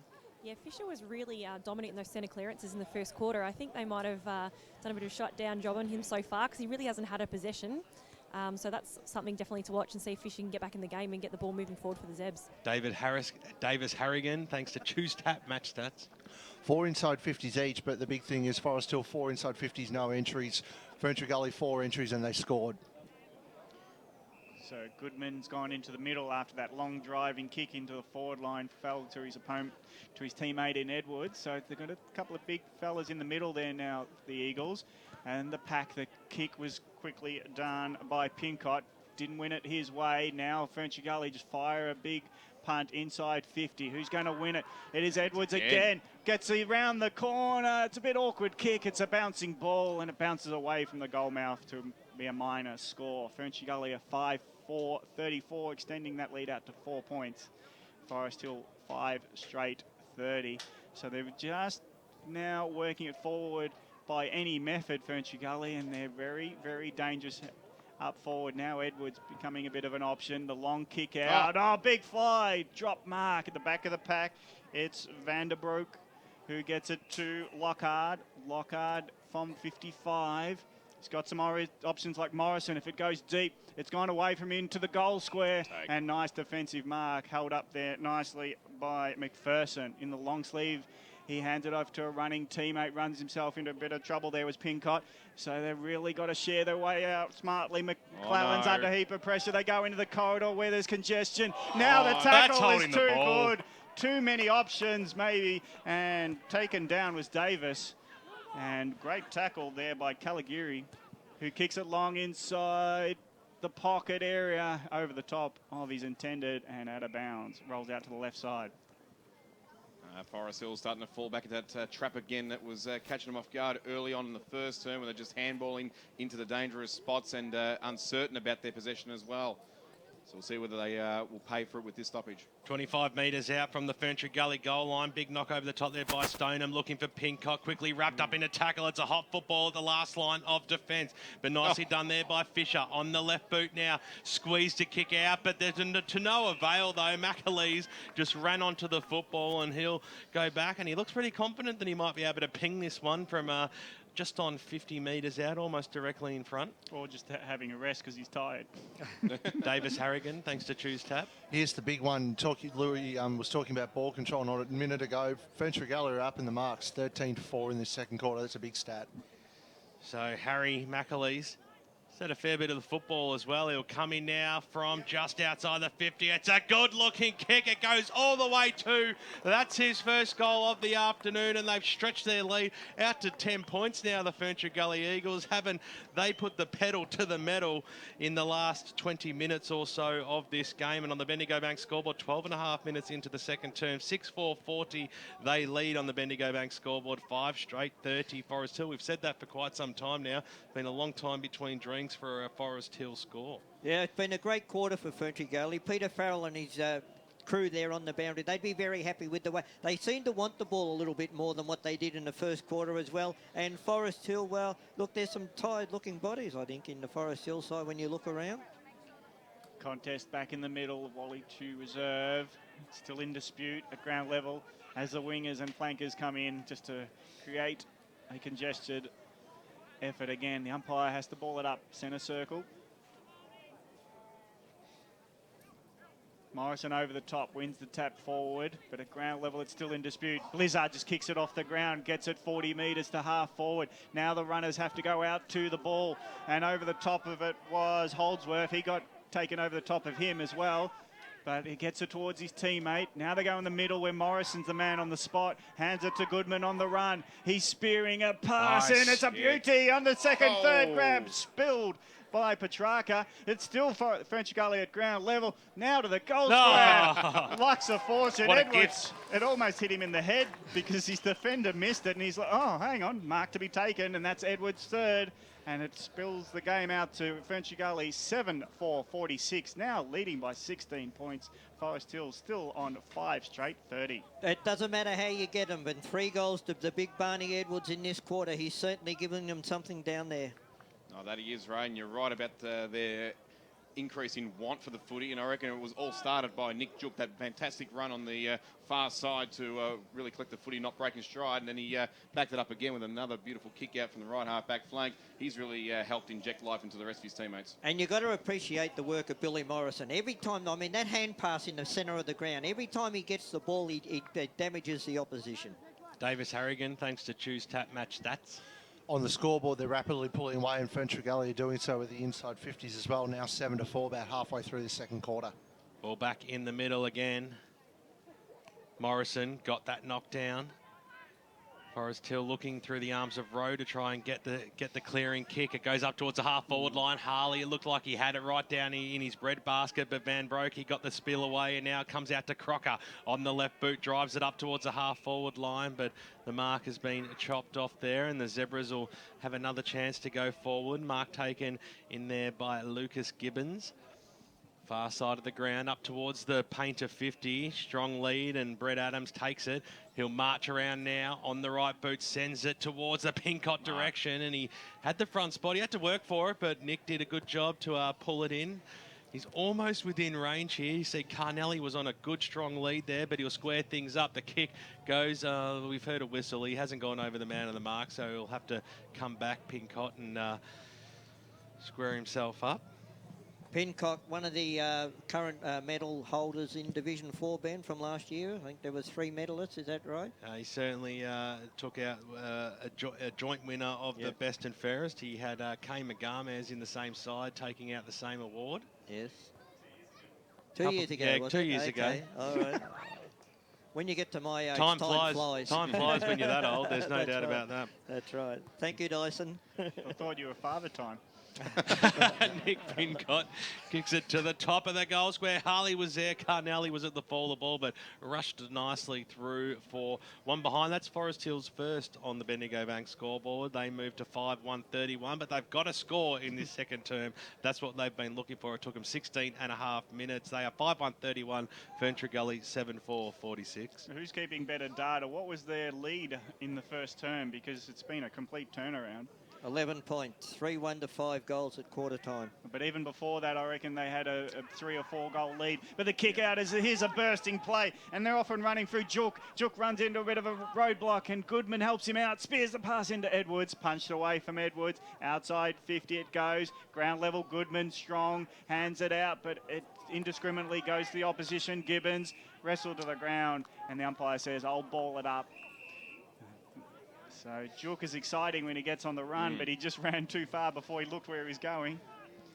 So now it's a half forward for Ferny Creek. Another whistle. I don't know why he has to blow the whistle before balling it up. Boundary. He must have done time off. As now at ground level it is Ferny Creek. Got it in hand. A long time in hand there was Grace. Gives it up at the last second. Allowed. And teammate helping Galigari. Let's cross down boundary side thanks to chiropractic betting. Here's Brad Pulley. Just clarifying for you, Gav, it was time off. He blew time off because the ball was more than 5 metres away from the pack. It is good having an umpire on the sidelines. At least somebody on the team knows about football. The umpires. It's disputable. He's just whacking 8 people right there, including himself. Himself. Yes. Well done. Well picked up on. So easy there, Ray. The sun's still out. Half forward it is for Ferny Creek, who seem to be winning out of the stoppages. But they've got another one to combat against. And Forest Hill are brave in defence. But the numbers surging forward are going against them at ground level. First onto the board is Cavaro. Pick up by Edwards. Oh, he's a ripper. The big fella's just creating his own space and excitement for goal number 4. In a quarter. Yes, this term. Only 18 minutes, 4 goals to him. 8 goals to Ferny Creek, 8-4-52. Forest Hill are 5-1-31. It's all of a sudden getting dangerous, Ray and Louis. It is. It's getting out there where Forest Hill, they're going to have to, work on what their effort is at the moment because their effort is just not there. Yeah, so a 21-point lead at the moment to Ferny Creek. To answer your question before, Gavin, that's a 44-point turnaround from mine. I think 23 points is the largest margin. That's it. Davis Harrigan, thanks to Choose Tap Match Stats. It was 5 straight to 1-1 in that first quarter, so it's 44 points. Wow. Billy got the knockdown. It was all too easy that time. At the fall, the ball in there was Jook. Couldn't quite pick it up right on his hammer. Gibbons gave away a free kick for a little bit too much of a crude tackle. It was Tiggy Touchwood, but the umpire was right on the play. So it'll be Jook now for Ferny Creek to send the ball forward. It was a good-looking kick too. Knocked away across the half-forward line. It comes out now. They'll get another chance to go forward, streaming up to the top of the goal square. It's all Zebras at the back of the pack, and the mark has been taken down there, and the short pass is on. So it's on now in the arms of McClellan. up towards the half-back line. Kick couldn't quite hit the target, but they're going to do okay here because the mark from Newman, he got the handball away, and here's Davis on the right boot. Scrambly kick up towards the half-forward line, but nobody was home, and the Eagles will be able to just slow things down nicely here across the half-back line. Plenty of options through the middle of the ground. You can see Morrison screaming for it across the half-back line, but the kick elects to go more direct up towards the half-forward line. Bouncing football, little slap there by Burgo. He couldn't quite pull it in. Strong tackle by Holdsworth. Keeps the ball, well, alive in the sense that they can get a stoppage out of this because LaRusso was almost off, and we'll have a ball up. Let's cross down boundary side. Brad Pulley, thanks to chiropractic betting. Yeah, Michael Russo from Ferny Creek has just returned to the field. He was holding his shoulder and looking pretty ginger, so I dare say what we speculated on earlier is probably true. He's out there playing, though. Kick goes in towards the middle of the ground now for Ferny Creek Gully. Morrison just stuck out the one met, pulled it in. Hop, skip and a jump, and then the kick up towards the half-forward line. He was looking for Dirksen. Over the top of him it goes. He might get a little boot to ball here. He probably should have picked it up, but it doesn't matter because Kennedy had time, and his kick was smothered as well. I thought he might have been able to put that one through Newman. Little handball out the back to Berger. Umpire's blown a whistle here. Which way is it going to go? It's happening off the football. But it's 40 metres out from goal. But it looks think like it'll be a Forest Hill free kick. We've got to get the umpire involved. He's the only one who knows what goes on in these circumstances. Mark's been taken out wide by Ziegerink. He's just throwing his arms up in the air, asking, come on, boys, where's my option? So he'll drive the ball down towards a 2-on-1 situation. Morrison dropped the mark, but he got handballed it away to Leary. Handball off now. That was okay. Godfrey got it back to Morrison, who was linking up there with Caligari. Didn't pick it up. Got it back straight through. Well, they can't just quite hit the targets here. Davis's little handball was okay here. And now Forest Hill kick up towards the Carnelli direction. He used his body magnificently. Again. Oh. And he's been paid no the free way. kick against. That's amazing. Aitken. He wasn't even looking at the ball. That's exactly being what I thought, held. Gavin. It's, there's absolutely no. That's a wrong decision. The mark has been taken by McAleese. He'll play on now and through the arms there of Juk. Across the half-back line, might look to use the centre square here. The kick goes out wide, and it was a good bit of play too because the mark has been taken there by Blizzard. On the left boot, drives it up towards the Russo direction. This way, that way, sold a little bit of candy, then got legged. The umpire said, yes, that was a free kick, and he'll send the ball forward about 60 metres out from goal. I don't think I'm over that Carnelli free kick. I'm still shocked. Maybe we can ask our umpire on the boundary what his interpretation of He it was was. further away from us. It was wrong town. How a defender looking at his opponent gets the free kick paid to him. But now the kick, though. Ferny goes to the tee for the goals. The fly at it, but it's over for a minor score. So Ferny pull out to a 22-point lead at the 22-minute mark. Let's not throw him under a bus against his own teammates there, Ray-Bird. So the kick out, long down the line. There's a huge congregation, mostly zebras. Mark was juggled between two of them, so they've got to run it out if they can. Maguire dropped it under the tackle. And Ferny, the flag, lest we forget, it's just right in my eye line and blocks my vision. But thankfully the ball went nowhere in particular, 40 metres out from the Ferny goals. Ball up, ground level pressure on Forest Hill. Trying to hold up there was Pincott. Gets some help. Now it's off the... He hand-passed directly to the opposition, and it was a goal by Gray, who picked off the Pincott hand-pass and from 40 metres out put it straight through. So that is now Ferny 9, a 5-59, Forest Hill a 5-1, 31. They're flat Forest Hill. You can just see that last passenger play there. No real movement by foot whatsoever. It's cross down boundary side, thanks to chiropractic betting. Here's Alana Coleman. Ferny just moving the ball better by foot and by hand. I think the decision making and the poor skill errors is really the massive difference at the moment. At ground level, they both look like they're going in competitively, but once Ferny get the ball out, there's just no stopping them with those clean skills. Yeah, they've certainly got the added bit of polish. There's no doubt about that as the ball comes back into play. Banduritis doing a great job today, thanks to chiropractic betting. By to restart play now. 24 and a half minutes gone. 28 points is the margin.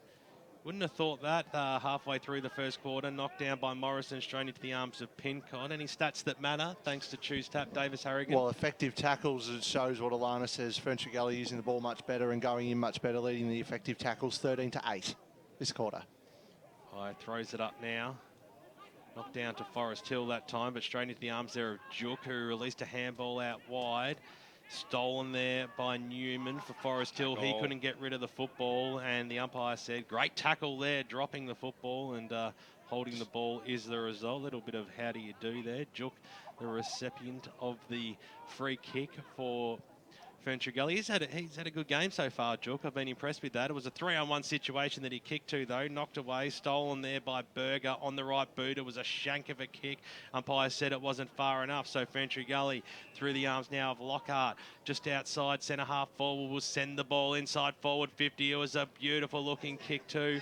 It just couldn't quite pull the mark down. A player screaming for what went on there, and the umpire said, oh, all was good. It's underneath the Bendigo Bank scoreboard. 28 points is the margin. Ferny Gully have the lead in this one. Can they snag another one, the Eagles? They're doing well. Pincott took the stoppage, handball out wide. Strong tackle there by LaRusso. And over she goes for a boundary throw-in. Hope you're enjoying the broadcast on 98.1 Radio Eastern and streaming live around the globe, efl.org.au. LaRusso's tackle deemed in the back in the end, so it'll be a free kick. And the mark's been taken there by Willoughby, who sends the ball out wide. It was a risky kick. He was looking for McPherson, and it's gone out of bounds on the full. So Michael Russo will have a free kick from just inside the paint. And well, we've already seen one go through from this position in the first term, and we'll see if another one can in this second.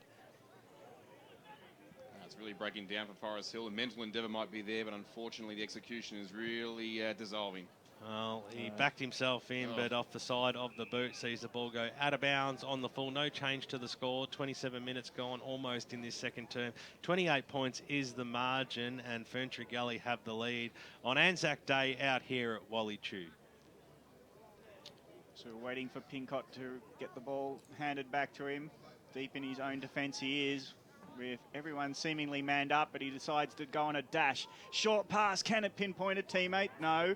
So at ground level, Ferny Gully decide best option is to take it out of bounds for another stoppage. Bit of push and shove as Gray was tackled a bit indiscriminately and is awarded a free kick 60 metres around from goal. So the umpire's trying to take control as Gray pinpoints a pass, and nicely marked by Lockhart, all on his own, 40 metres out in the pocket. And that's too poor marking there, really. Yeah, the back six of Forest Hill, look, they just got to tighten up. That was too easy for Ferny Gully then. You know, Gray just looked around, and there was not only one, but there was two options, and he just hit his teammate, though. The back six have certainly got to tighten up for Forest Hill. They might have an excuse in the umpire giving a free when they thought it was going to be an out of the bounds. But it's Lockhart from 40 metres out, puts it straight through the middle. Goal number 10 before half-time. Ferny Gully a 10-5-65. Now lead by 34 points, and they trailed by as much as 23 points in that first term. So what an effort. And Forest Hill are 5-1-31. Let's go around the grounds to the other Anzac Day clashes this afternoon. Dyson Baker. 20 minutes gone, second term at Moreton Park. Blackburn lead 5-8-38, South Croydon 4-4-28.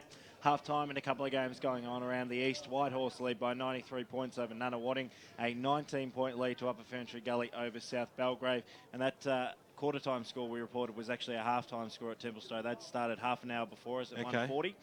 So it's 30 points the margin at half-time. 9-5-59 plays Chernside for 5-29. After they did the big march down from the Templestowe Shrine this morning, which was at 8:30 a.m. and it was fantastic to be down there. The umpire throws the ball back up now.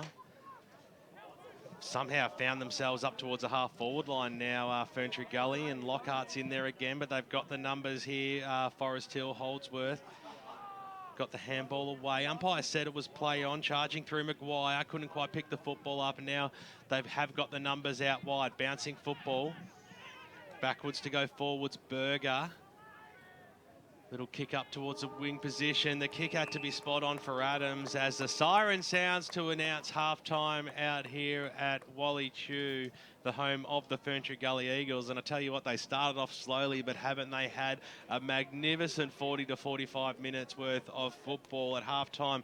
They go in with a very impressive 34-point lead on the Bendigo Bank scoreboard. They are 10-5, 65. Forest Hill only managed one behind in that second term, leaving them at 5-1, 31. The major goal kickers on the ground. Well, Barney Edwards went bang, bang, bang, bang in that second term, and he booted 4 goals, while for Forest Hill, Matt Carnelli, he kicked 2 in the first term. They're the only major goal kickers. Hope you're enjoying the broadcast on 98.1 Radio. It's streaming live around the globe, efl.org.au. If you're on Twitter, keep us up to date with all those around the ground scores across the east this afternoon, the other Anzac Day clashes, and we'll be back after crossing back with Barry Cotts in the Radio Eastern studios with Dyson Baker for the halftime show out here at Ferntree Gully. Stay with us. Okay, boys, it's time we got ourselves a big advantage this weekend. I'm not going to tank, Coach. No, who said anything about tanking? It's what you'll save in the tank. I want you all to go out and get a breeze tag. Use Eastlink. You'll be at the ground faster and fresher, and you'll save fuel too. Get a breeze tag and use Eastlink, the quickest way to get around Melbourne's east. Arrive fresher, play better. Eastlink, it's time better spent. Program sponsor. The inside of a cake can have many layers. On the outside, it's hidden behind a coat of icing. But when you cut out a slice, all is exposed. At Tobin Brothers Funerals, nothing is hidden. Our website and Memory Maker app make it clear for families to make informed decisions about planning a funeral for a loved one. That's an example of how Tobin Brothers Funerals is taking transparency to new levels. Find out more at tobinbrothers.com.au. Tobin Brothers Funerals, celebrating lives. Program sponsor. Hey man. Yeah, man. Can you smell it? Smell what? It's my favourite smell in the world. Footy season. Yeah, man, like you can smell the grass at the Mighty G. Yeah, and you know what else I can smell? The hot marshmallow chocolate at Pancake Parlour. They're like my favourite smells ever. Like first you head to the G and smell the grass, and then after you've cheered your guts out, head straight to Pancake Parlour and warm up with a delicious hot marshmallow chocolate. Oh, it's made with pure Belgian chocolate, seriously decadent. Oh, Pancake Parlour, open 24 hours, High Point, Malvern and Doncaster East. Lovely. Program sponsor. Radio Eastern 98.1, it's 25 after 3. Barry Cotts back here in the studio, and we'll return for the halftime Pie Shed show out there at Ferntree Gully of the game, Division 4 this afternoon between Ferntree Gully and Forest Hill. But before we do that, let's take a look at Melbourne's weather, and what a glorious Anzac Day it has been today. Nice sunny weather currently in the Melbourne's outer east, and we liked northerly winds continuing in the late afternoon and evening. And we've already reached our top of 24. It is currently 24 degrees in Melbourne's outer east. Now for tomorrow, it's going to be a nice sunny day, and 24 Wednesday, mostly sunny again, and 24 Thursday, cloudy and 26, and Friday a shower 2 and 23. Now, AFL, the game to complete the round this afternoon is the big one at the MCG, the traditional clash between Collingwood and Essendon. It's currently the 6-minute mark of the first quarter, and it's Collingwood 2-1-13, leading Essendon no score. Goal kickers for the Pies, Cox and Sidebottom have 1 each. So we'll keep you up to date with AFL scores right throughout the afternoon, right here at Radio Eastern 98.1. But stick around, because coming up in just a moment, it's the Pie Shed halftime show. EFL mobile web app. Own a smartphone and love the EFL? Then the EFL mobile web app is a must for you. Go to m.efl.org.au to access fixtures, results and ladders for all EFL grades. You can also receive live around-the-ground scores every Saturday afternoon from the palm of your hand and contribute to the mighty EFL forum while you're online. Download the EFL mobile web app to go live and local for your footy, right from the palm of your hand. For comprehensive EFL video coverage, head to efl.org.au and check out our EFL TV portal. Don't miss The Agenda every week for all the latest news from right around the Eastern Football League, and you can get involved by voting for your favourite EFL Play of the Week. EFL TV, love it local 24/7 at efl.org.au. EFL.org.au is a must visit for the die-hard Eastern Football League fan. In our news section, check out the latest news, feature articles and video programs, including the Inside Football Friday preview. Have your say in the EFL poll. Check out all the latest EFL videos. Best of all, you can listen back to any EFL radio program at any time. To go live and local for your footy, head to efl.org.au.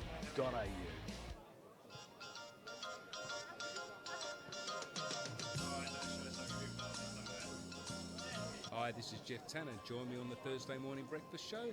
Listen to some smooth sounds. Michael Bublé to Andre Bocelli, Elton John to Catherine Jenkins, and Rod Stewart to Josh Groban. Popular music to crossover opera, 7 o'clock to 9 o'clock every Thursday until it's time to say goodbye.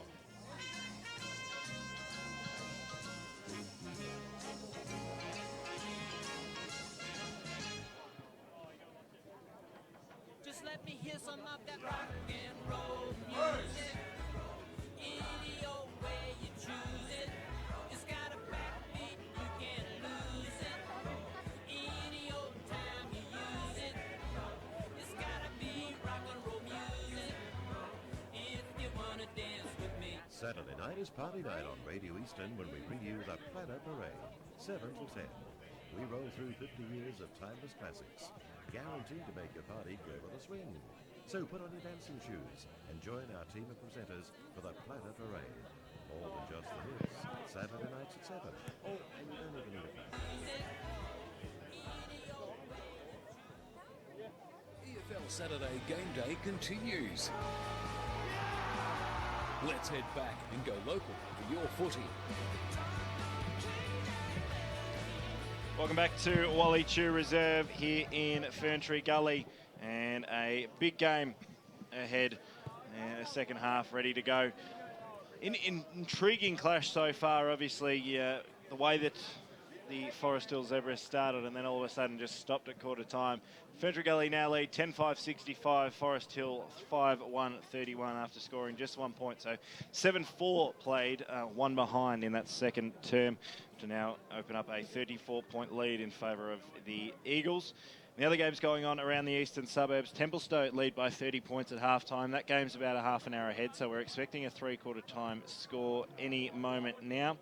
And the other game is a 93-point margin in favour of the White Horse Pioneers over Nunawading, as well as the Upper Ferny Gully game. Upper Ferny Gully leading by 19 points.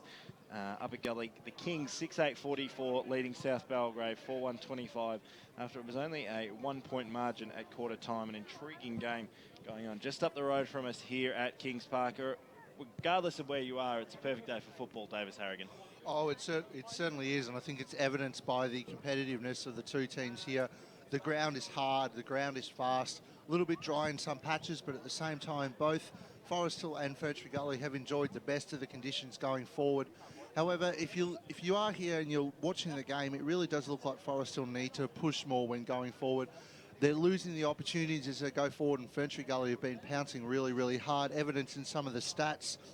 Inside 50s, 12-5 in favour of Ferny Gully. Effective tackles, Ferny Gully blew that out at the end, 18-8. That's probably the big one. And it was pointed out by, I believe, Louis and Alana, both of them talking about Ferny Gully's ball control. Not only were they better and more effective in moving the ball, they were better and more effective in landing those effective tackles, which allowed them to control the play a lot more. So I think if Ferny Gully can take that into the third term, in that first 5-10 minutes, as we were looking, it was a 23-point turnover. It was 23 points to the margin at half-time in favour of Forest Hill, and it's now 34 in favour of Ferny Gully. So it's a 10-goal turnaround. So Ferny Gully is going to take a lot out of this, aren't they, Dyson? They sure are, and it's obviously going to build confidence, and it's always going to be handy to get a result like that. But I don't think the game's done and dusted yet. But I tell you what, a couple of goals going the way of Ferny Gully is going to make it very, very hard. You know what I've been liking is talking about Ferny Gully? It's Barney Edwards. He hasn't been trying to kick those goals, but he's just been in and around the contest up in the forward 50 and has provided that opportunity for Ferny Gully, whereas up the other end, Matt Carnelli unfortunately got on the end of what was a bit of a controversial free kick, and Forest Hill certainly weren't happy, but that's what I think Barney Edwards has done, and they haven't gone to him directly, but he's just been in and around as a great crummer, and we've seen the effect and the domination he's had on the scoreboard with, I believe it's 4 goals so far. A fossil indeed. He's been around the Eastern Football League media team for many a year and many a crowing forward goal over the time. I did love his goal from deep in the pocket just out near the coach's box here, but we might move on and move just up the road to Upper Ferny Gully where Will Taylor is standing by at Kings Park. Well, it's a close first quarter, but all of a sudden Upper Ferny Gully have gained the ascendancy. Yeah, it certainly did, Dyson. It's a great atmosphere out here at Kings Park in particular, but look, it was all been, it was a pretty even first quarter, but at the end, Upper Gully has the lead at the end here at half-time mode. Upper Ferny Gully, 6-8-44 to South Belgrade, 4-1-25. Pretty much started off pretty even in that first quarter with Tom Mega kicked the first goal in the first 5 minutes. Upper Gully really dominated the inside 450s at that stage. They led the inside 50s 5-1. Then South Belgrade really took control in that second half of that first quarter, winning the inside 50s 9-2 with some great goals from Anthony Bernardo, Calvin Sines, and also Darren Jeffries for South Belgrade. But two quick goals to end the first quarter from Justin McLaughlin and Jake Calvert put the Upper Gully lead to that 1 point. There was a couple of things that was said at the quarter-time break as they went into South Belgrade huddle, and Hayden Stanton just pretty much said they need to defend the ground better, need to have the mindset, and also get up and move the ball quickly in the centre and really knock them down in that second quarter. Well, unfortunately for Upper Ferny Gully's side of things is that South Belgrade didn't execute at all in any of those plans that the coach Hayden Stanton from South Belgrade told to his players, because they dominated in that second quarter. For the likes of Tyler Wills kicked the first goal off the quick clearance in the first 30 seconds, and then Kate Hickleton scored straight after that in the 70-minute mark, and they really started rolling from there. They missed a couple of opportunities in that second quarter as well, and the South Belgrade bench wasn't quite happy what they saw in that second quarter, especially when you have the inside 50s 18-7 in that second quarter in favour of Upper Gully, and the free kick count was 7-1 in favour of Upper Ferny Gully. So at this stage of the game, it's Upper Gully in control, but South Belgrade's got a bit of work to do. Is there any hope for South Belgrade? Obviously, it's not a major margin. Is there much of a breeze that's going to help them as they come out after half-time? I think there is. They are kicking towards the breeze in this third quarter, so they really need to start really tying down the Upper Gully defence at the moment, because it's kick to kick, and when they go inside 450 South Belgrade, they just ran into roadblocks, and they just can't get to the running game what Upper Gully's gone so far. So they just need to slow it down, take some time, and really lead up some forwards, because they've got a great forward line at the moment that haven't been used at all in that second quarter. Well, we look forward to hearing from you after the final siren in what should be an intriguing clash between the Kings and the Saints. Thanks very much, Wilbur. No worries at all. Looking forward to the second half. Thanks very much to Will Taylor live out at Kings Park for the clash between the Upper Ferny Gully Football Club and South Belgrade. Always going to be an interesting game going on as we just get ready to cross out to Moreton Park in Blackburn. Davis, a bit of an interesting game going on there. It was 12 points at quarter time in favour of South Croydon. Now it's currently out to 20 points in favour of Blackburn, I should say. And we'll get Angus on the line. He'll be able to tell us all about it. I really like the look of Blackburn at Moreton Park. Obviously, they've hosted South Croydon before, and they've played South Croydon before in the last few years on an Anzac Day or Anzac round clash. They will really be wanting to redeem themselves after the thumping they had at the hands of the very talented Vermont, and I think being 20 points up at halftime for Blackburn is a very solid start. There's plenty to build on there. Obviously, there's still time and room for South Croydon to come back, but I know the Blackburn side, they can get there. An intriguing clash, and to tell us all about it, he had his debut on Saturday afternoon and he's back again on Monday watching his beloved Panthers, Gus McLeod. An intriguing game quarter by quarter. Is there much of a breeze out at Moreton Park? How are you, Dyson? Not much breeze out at Blackburn Park, just a big momentum swing for the Burners in the second quarter. A bit slow to get off the block, get out of the mark, and they come out in the second quarter with a big rev up from Coach Con Caraveas, and they've come out the blocks really good in the second quarter, and really taking it to South Croydon. Started to fire late. The last score we got was about 10 minutes ago, and that was almost a 20-point margin in favour of Blackburn. Have you got an updated score? Yep, the current score is at half-time. Blackburn with a 23-point lead. 7-9-51 plays South Croydon 4-4-28. All right, no worries. It's any of the Blackburn blokes that have really stood up in that second term. They've kicked, 6 goals, 5 to 1 goal in that second term, and really took charge of the game. Are any of the Blackburn guys that have really stood up? Mitch Ward, our young half-forward flanker / midfielder, has been excellent this quarter, booting 2 goals.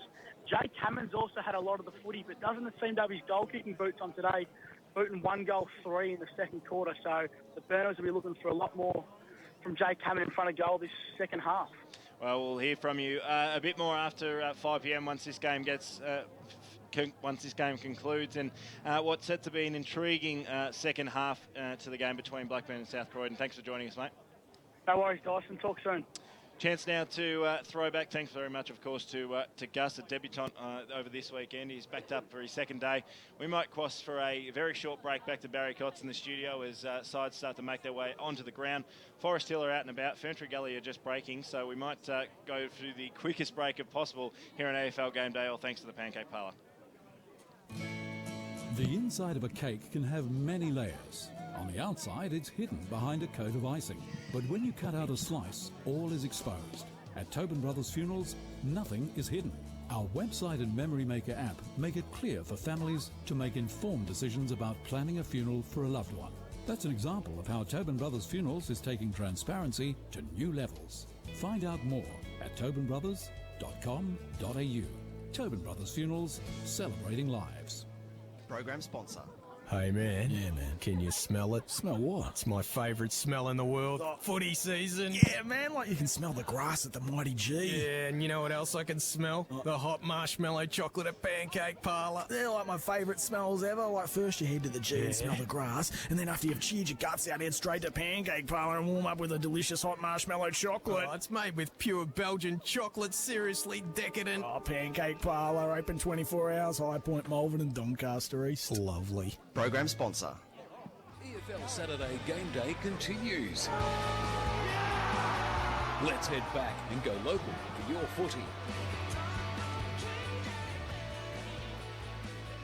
34 points is the margin out here. 10 seconds into the second half. Gavin Casey to take us away. And tap one, uncontested by Stoneham. He tapped it behind himself, hoping for a runner.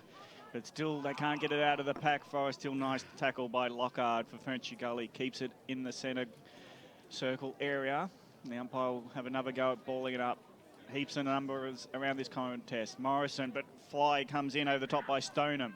Wins it to his team's advantage. Now for Zigaric. Gets it to centre forward, but it's been marked. In good position was Dirksen, who read it nicely as it flew over the top of the head of his opposite number. Kick goes out to the outer side, so they're working it nicely now. Ferny Gully as they'll get from the centre. Running himself a bit ragged there was Cavaro. Now it's in the hands of Leary. Leary gets it inside 50. Nice spot up mark. Well, that's a good kick. Yeah, and it was Petrarca who took the mark, got pushed over after doing so. And he's pointing to where he wants the man on the mark to stand, and the umpire accommodates him by marking the ground as well. So Petrarca will have the first shot on goal for the second half, and it's a 34-point lead for Ferny Gully, who trailed by as much as 23 points. So the quick pass off nearly distracts everyone, and his own team can't capitalise, so Forest still let off the hook, but they're still battling for it. As at ground level, it's Gibbons fighting hard for it. Now the pack come over the top of him, and it's going to be a ball up 45 metres out. 4 other great games as you go local for your footy on Anzac Day. Blackburn lead South Croydon by 23 points. Templestowe by 30 over Churnside Park, and Upper Ferny Gully by 19 over South Belgrave, and a 93-point margin. Whitehorse over Nuttawading, who are yet to score. Let's hope they can build on those 4 goals from last week and get some scores on the board. As the ball forward now, it's snap around the body by Cavara. Goes Goldwood, but he pushes it to the right-hand side. Minor score. The first score on the board for the second half goes to Ferny Gully on the Bendigo Bank scoreboard, and they move to 10 goals, 6-66, leading Forest Hill 5-1-31. Good work by Goodman. So, kick goes straight down the throat from the kicking into Billy Morrison's hands. He wanted to give the handball off the big fella, but he'll go back out. This is probably just beyond his range here. The short pass is on. Umpire, we heard a whistle. It might just be play on here. Petrarca sold a little bit of candy, has all the time in the world, gets it across to Barney. Barney knows where the goals are, and he switches it across the play. It had enough curl on it to land in the lap of Russo, and he takes the mark right in the forward pocket, the left forward pocket. Swigs around now and does it beautifully as well. He kicks a goal. Michael Russo, no, did it hit the post, did it? No. The other side of the post, Ben. Oh, I'll tell you what, from this angle, it looked all right. That was a strange bit of play because there was a whistle definitely went. And it was a hurry-up Everyone whistle. stopped. Oh, okay, Yeah. and everyone stopped. Yeah, except Petrarca, who knows the rules. I guess it was just in the action of Morrison's kick as well. It confused all the players around him, Oh, except for Morrison himself. Almost the man on the mark because he was drifting so much. The umpire was tempted to give him a 25, pull him back. And there was a lot of posturing before it got in the end to Edwards, who kicked it to, and now it's Blizzard from outside the 50. Punch goes in as Edwards was underneath it. Didn't go for the mark. Lockhart's there at ground level. Hands it to Edwards. Did it come off the foot before going out? No. So they just can't get it outside 50. There's a bit of a wall set up where guys like Morrison and Blizzard are taking marks to inject it back inside 50 for Ferny Creek. Ground level. Was there a tackle indiscriminately on Caligari? No, says the umpire. Trying to run it now as Caligari gets a hand pass off to his teammate who's been dumped in the tackle and holding the ball and maybe hurt in the tackle. And every was player, the Ferny Creek player. Every player was in this half of the ground, and then once their free kicks paid, they all run to the other end. Holdsworth awarded the free kick on his tackle on Cox. Spears a pass into Harley. Harley puts a kick inside kick. 50. Carnelli's going to run at it. He had a man in front of him to contest it. And at ground level, it's the defence through Dirksen, holding up to Morrison. Morrison at centre-half back. Another hand pass backwards 20 metres. And now they spread it out to the boundary side before going to the wing. On the bounce, it hits up Russo. Russo trying to share it around. It's still bobbling around. And now Forrest Hill take it off Ferny Creek through Pincott. His hand pass misses the target, but bouncing nicely onto it was his teammate in Stoneham. He now gets some help, and it's out the back. Willoughby, centre-half back, got time to poise and take a kick. Gets it to Gibbons, wants to play on quickly, hands it off to a teammate. Now they're going to run it through Davis. Davis, another sharing hand pass. Will the shot now finally come in through Zigaric? Gets it all the way to the line, but misses to the left. That was good play by Forrest Hill from half back to half forward, but a minor score. 5-2, 32, trail by 35 points. Ferny Creek at 10-7-67. Forrest Hill, look, they're struggling to try and get something going, but then, making many mistakes as well and putting themselves under a lot of pressure as well, whereas Ferny Creek, though, so much cleaner. So Leary for the Eagles to bring the ball in, goes towards the Morrison direction. He'll get underneath it, got the front spot in the end. It falls down into the arms there of Blizzard. Looping handball out wide, put his teammate there in Goodman under a lot of pressure. Now the Zebras have a little bit of chance. Davis, little handball over the top, got it away there to Harley. Left foot kick to the top of the goal square, but a strong mark has been taken there by Leary. He had time, speared it out wide. They'll use this members side of the ground here, the Eagles. Handball away to Morrison, arched the back and then took on his opponent, but he didn't see it out of the corner of his eye. He's been pinged for holding the ball. I don't know about it's that. not 25 because he did throw it back to him, and Adams he threw it, hit him in the back. He threw it back to him, that's right. So Leary short passes on, and now Forrest Hill will have a genuine shot on goal. Ball's in the arms of Jake Davis. Kick from almost on the paint. I think he'd be too far out, Ben. He'll struggle to make the distance here. Well, we've seen players kick goals from a fair old distance at this end so far as Davis comes in. That's a fair old roost. He's shown you up, Ray Bear. Like as always, straight over the goal umpire's head. They've been screaming for that for more than a quarter of football, the Forest Hill Football Club, and on the Bendigo Bank scoreboard, that's the one that they needed, and they reduced the margin back to 29 points out here at Wally Chew. Do you know where 6 he goals, played? 2, 38. Let me finish. Ferny Creek, 10 goals, 7, 67. He's plugged in and I talked him into it. Oh, really? Former Roval, you should know your men. The reverse Moz. I like it, right? Louis back after 40 sausage rolls at half-time. Good to hear you, mate. Yeah. Oh, you reckon only 40? They were magnificent, those. Well done. Johnny Higgins helped you out with there. Oh, yes. Stoneham came over the top of Morrison. And the ball didn't go too far after that contest. Welcome to the team, Louis. Stoneham Sure, leaps thank high, you. and Morrison just budges him out of the air as Ferny Gully win the clearance to centre forward. Edwards is there. He's got a contest, helping out by Kennedy. His hand pass doesn't really find a teammate. Running onto it was Caligari and is taken without the ball. Now it's a play-on situation. Centred ball. It's all Forest Hill, marked by Britton on the last line, centering it, keeping it in the dangerous corridor position where Pincott now runs it towards Harley. He gets taken out in It's a a free kick. contest. Not smart because Harley wasn't really going to mark it, but Morrison, not to know, went over the top of him and over the shoulder. Free kick for Harley. Play on. He's got a short on, looks for that man and finds him close to the line. Good mark taken by Fisher. Fisher surveys his options, goes into the centre forward position. Nice run into the ball and nice mark claimed by Crosby, who maybe got a free kick instead of the mark paid. But he moved into the position nicely. He's got a runner, Zigaric going into the pocket. Not really fussed is Willoughby to hand it or kick it off. And from the same position that Davis was, Willoughby fancies his chances to get the same result. I'm not saying a word. Everyone looked straight at Ray. So Willoughby, left footer though, puts it to the right post. No curl on it in that it coming back to the middle.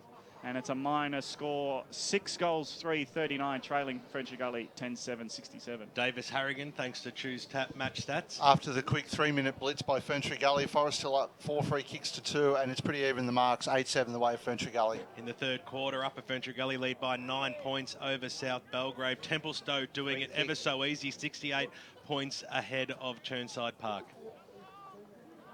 Harley's got the mark. Free kick. Oh, Free kick it was, yeah. 65. That'll pay. Thanks for the half chop out, Gav. Yeah, I tried to give it to you. Goes inside forward 50. Didn't want you to lose possession. This is Lockhart that's got the ball. Short pass from him. Still in the back pocket. He's Morrison. Will switch the play. It was risky business. Has paid a free kick going the way of Dean Leary, who's been very serviceable today, Leary. It's like he's having a day out at the beach with that zinc smothered across his face. Slip, slop, slap, doing it smart. Morrison gets it back. Blizzard, who's also had a very good game, Blizzard. Yep. Will wind around on the left. Kicks it up towards the centre wing position. Oh, it was a 3-on-1 situation in the end, and LaRusso, he was the tallest man in the situation, took the mark, got the 25, and then gave a little bit of chop to Durson. And the umpire said you deserve being pushed over for being a goose. That's almost like what he said. You read his lips, didn't you, Gav? It's something like that, don't you reckon? Yeah, he was. Yeah, it was Britton who took the mark, I should say, as he kicks it inside forward 50. Strong mark almost taken there by Laws. He tried to claim it. The umpire said play on. Stacks on the mill. Little loop over handball. Caligari couldn't quite trap it. Nicely done there by Davis. His intercepted handball was chopped off, but they've still got the numbers, the Zebras. Little kick goes up towards centre half forward. Which way is this one going to fall? And a strong mark has been taken, standing in front there by Willoughby, I think it is. Yes. He'll kick from, well, I would say he's too far out to score now, but he's copped it for his troubles on the way down, so he might be a little bit winded here. He's going to have to kick for about 65. He got the journey the last time with his left boot, but now he might know. Yeah, just a little bit further out there, Gav. No, I'm backing him. Oh, well, now Ray said that. Lock it in.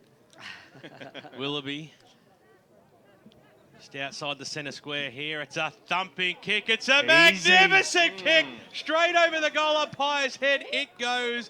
And Forest Hill, well, they've come out in this second half, all guns blazing, getting themselves right back into this game. 12 minutes gone on the Bendigo Bank scoreboard. And Ferny Gully, they're still leading this one. They are 10-7-67.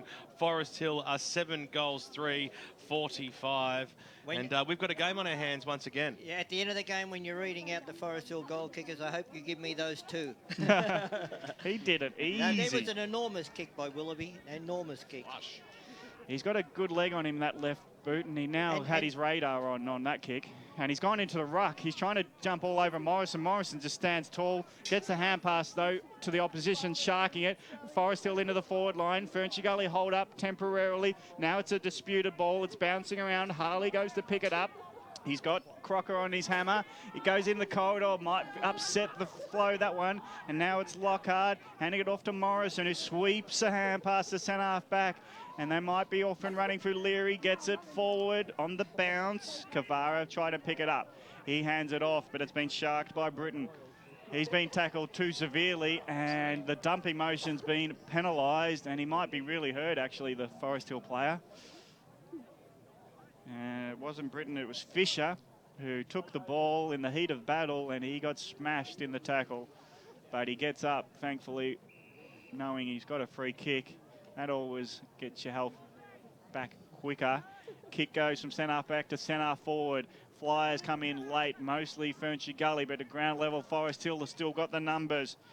Maffers trying to work it to a teammate, taken off the ball with Zigaric. And at ground level, Ferny Gully are able to hold it in at half back. So it's a fierce contest now. It's a 22-point game, but it's feeling like it could really close quickly if the momentum keeps going to the right of screen. And a shepherding decision this time goes to Ferny Gully against Willoughby, who has the ball in hand and has to hand it up to Morrison. Morrison goes short, finds a teammate. And he's Vanderboot. Gets it to centre half forward. Late was Lockhart, but he was too late, and the mark was claimed by Fisher. Fisher at centre half back. Fisher drives the ball up towards centre half forward, bouncing football in the way of Laws. Boundary line will beat all players, and over she goes for a boundary throw in. Hope you're enjoying the broadcast. 98.1 Radio Eastern. We've been here all weekend, as has Ray Baird, doing a magnificent job Friday through to Monday. It's the umpire balls the ball in now. Morrison over the back, scooped upon it, got the handball backwards. Can Ferny Gully conjure something from this stoppage? Bouncing football up towards the Petrarca direction, got a little toe poker on it. McClellan's right there, got down low. Handball out to Pincott, backwards he went. That was good play, Maguire. Little toe poke again. Umpire said it wasn't far enough. Eventually licks up with McClellan on the right boot. Kicks it up towards the half-forward line. One-on-one contest there. The two number 5s go out at Ziegering and Cox. No one out in that one. Charging over the back there, LaRusso. He couldn't release the handball. Good, strong tackling by both sides. Great desperation. And we'll have a bounce just inside the boundary line, about 75 metres out from the Forest Hill goal line. You mentioned desperation, Ben, and that Forest Hill, they've lifted their intensity a little bit in this quarter. They've kicked the only 2 goals of the quarter. Pye throws it up, heads towards LaRusso. He just couldn't quite pick it up, and he'll hand it back to the umpire. And we haven't seen Carnelli much, so it's showing the versatility of their game that they don't have to bomb it to Carnelli. Certainly need to ping a few more. Scoring end is the way of Forest Hill as it currently stands. Over the back there, charging through. Smythe couldn't quite trap the football. Now the Eagles link up in a series of handballs across the half-back line, and they'll need to use the wing position as it comes into the arms there of Dirksen. Over the top in the middle of the ground. They can go direct now up towards the half-forward line, bouncing football away from Edwards. Over the back there, he chases after it again, lays a strong tackle, and we'll have a bounce 40 metres out from Ferny Gully's goal. McPherson did well there. He's got Edwards, who's very broad, and got around him and got the spoil in. Just separating play here. Over the back, Willoughby got the knockdown. That was okay. Newman trapped the football. He just dropped it like a hot spud.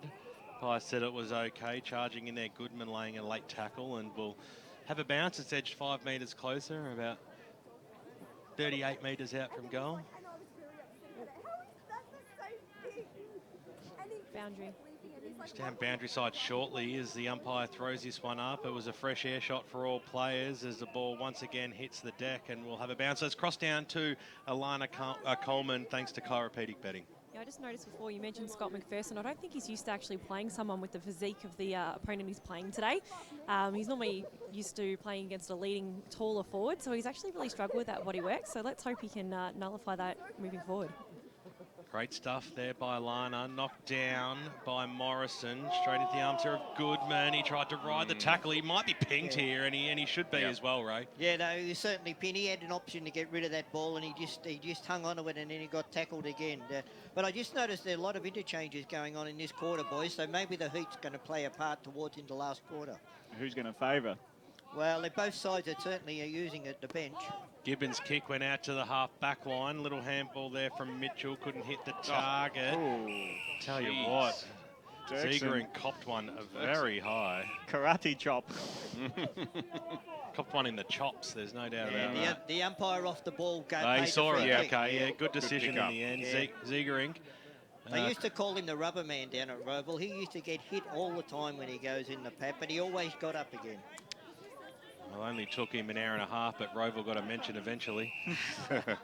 As the kick goes short, Jakey Rowe takes the mark. So Rowe has got it in hand. And he's assessing the option, spears it towards Gibbons, but the hand in front of him gets in the way. Nicely done by Duke. And at ground level, he's been dispossessed. And Zegering butters up with a tackle as they're fighting for the ball. And Boundary. let's go boundary side for Alana. Just noticed the past couple of minutes that Zegering's actually got into the game. He's been really quiet so far, but he's probably a prolific ball winner and really important if the Zebs do want to make a bit of a comeback and use their skills a bit more. So kick around the corner by Godfrey, gets it out of the pack towards Goodman, who takes the mark.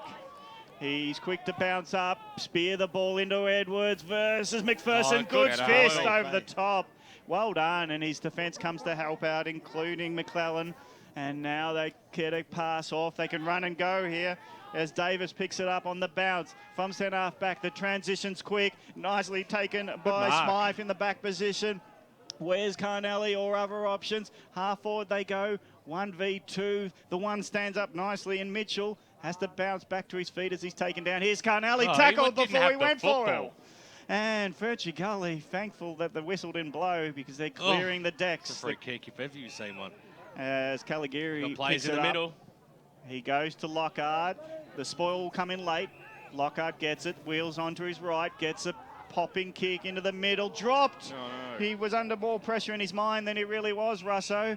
And the ball is being taken by Holdsworth, and Russo has to be the tackler in the middle of the ground. Davis, the Seagull, Harrigan, thanks to Choose Tap. Amazingly, it's 7 inside 50s each, but the pressure from Forest Hill is having 9 free kicks to 4 in this third term. Destroyed a plate of hot chips, Gav. Yeah, for sure. And here's the running play of Forest Hill trying to get it going through Pincock. Hand passes in front of himself, but now it's in dispute on this wing. Picked up by Rowe, who just runs with it. Hands it over the top, hoping to get something going for his teammate there in Fisher.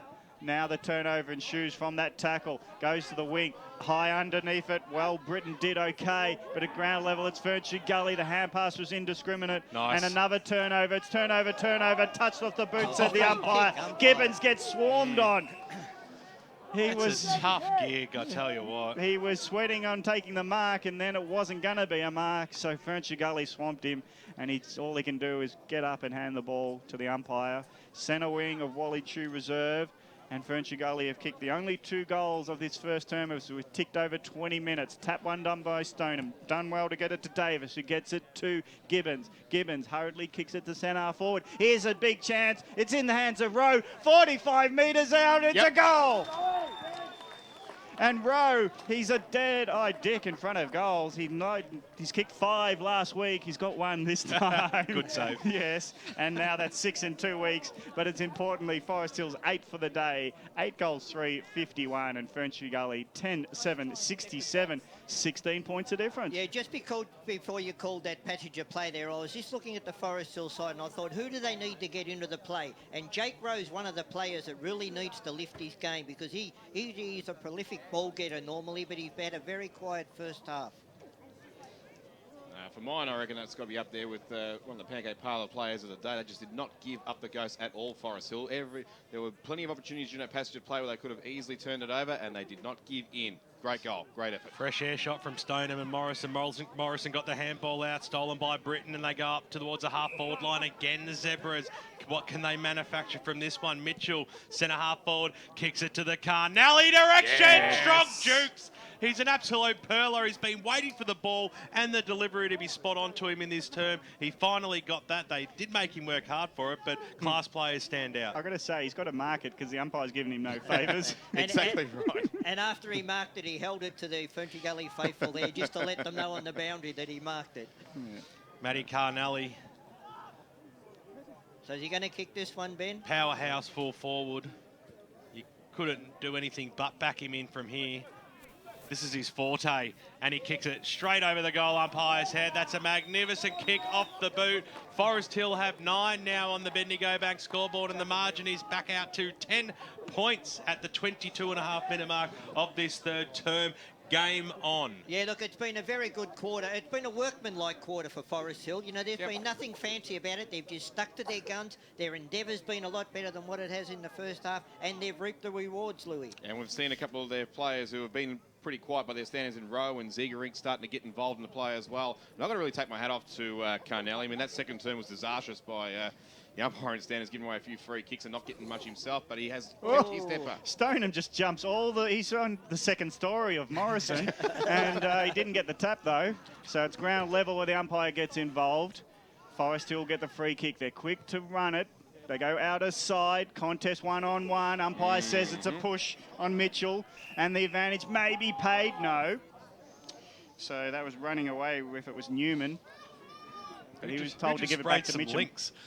You can just see the Forest Hill side. They're playing with a lot more confidence now than what they were in the first half, and particularly the first part of this quarter. So Mitchell's got it in hand, but all the defence has had time to get back. So Mitchell's looking for options. Here's Carnelli's lead. He's going to spear it in that direction. Doesn't hit him up. And the defence have got the numbers, including Dirks. Not Dirks, and that's Godfrey, who takes the mark at halfback. Sends it out wide. Dyson Baker getting a little bit sweaty up here in the box this afternoon. It's intoxicating. As the kick goes up towards a half-back line now. So Is it having the Lynx effect on you? The Eagles, well, thought only teenagers use that. As the ball goes in towards the middle, a short quarter. Yes. I tell you what, it's incredibly short. One of the shortest we've seen so far this year, Gav, and it only went 24 minutes and 15 seconds, but it's 10 points. The margin out here at three-quarter time at Wally Chew. This is the Anzac Day clash in Division 4 between Ferny Gully and Forest Hill. Ferny Gully 10-7-67. Forest Hill a 9-3-57. As we go around the grounds, the last goal that was kicked by Matty Carnelli was his 700th senior goal in the Eastern Football League. A magnificent performance by Matty Carnelli. He's been a superstar for a number of years, and we hope that he can get to 800, 900, and even possibly 1,000 in the years to come. Hope you're enjoying the broadcast on 98.1 Radio Eastern and streaming live around the globe, efl.org.au. Barney Edwards has 4 for the Eagles. Matty Carnelli has 3 for the Zebras. Who's going to take home the 4 points on this Anzac Day clash? There's only 30 minutes of play left in the day. We'll cross back to Barry Cotts in the Radio Eastern studios for all those important sponsor messages. Then we'll be back out for that big last quarter. What was wrong with you blokes yesterday? You were playing like you'd been stuck in traffic for an hour before getting to the game. Coach, there was a railway crossing gate down for ages. The other mob thrashed us. You ran out of legs. They all have breeze tags, Coach. They use Eastlink. They get to focus on the match rather than focus on inching forward in the traffic. Get a breeze tag and use Eastlink, the quickest way to get around Melbourne's East. Arrive fresher, play better. Eastlink, it's time better spent. Program sponsor. It's difficult to see through a dirty window, but once you clean it, you can clearly see the view. Tobin Brothers Funerals is just like a clean window. Its easy-to-use website and Memory Maker app are so transparent, you don't need to clear the cobwebs to find the information you need. It's all there for you to see and make an informed decision when planning a loved one's funeral. Download Tobin Brothers Memory Maker app today. It's free from iTunes and Google Play. Or find out more at tobinbrothers.com.au. Tobin Brothers Funerals, celebrating lives. Program sponsor. EFL mobile web app. Own a smartphone and love the EFL? Then the EFL mobile web app is a must for you. Go to m.efl.org.au to access fixtures, results and ladders for all EFL grades. You can also receive live around the ground scores every Saturday afternoon from the palm of your hand and contribute to the mighty EFL forum while you're online. Download the EFL mobile web app to go live and local for your footy, right from the palm of your hand.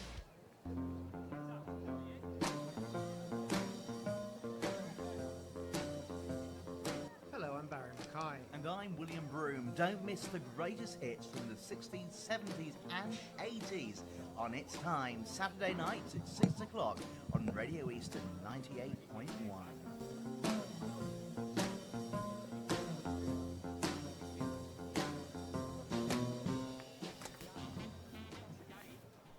Radio Eastern 98.1. Barry Cott's back here in the studio at 8 after 4 and a very pleasant 23 degrees in Melbourne's outer east. What a beautiful Anzac Day afternoon it's been. And we'll be back for the last quarter of Venture Gully Forest Hill Division 4 game in just a moment. But time to check some AFL, and the big one at the MCG this afternoon is between Collingwood and Essendon. And, well, I can say Collingwood really jumped out of the blocks in the first quarter. At quarter time, it was Collingwood 8-4-52, leading Essendon 1-1-7. It's currently the 11-minute mark of the second quarter, and Collingwood is streaming away. Collingwood 10-6-66, leading Essendon 2-1-13. So that's a 53-point lead to Collingwood almost halfway through the second quarter.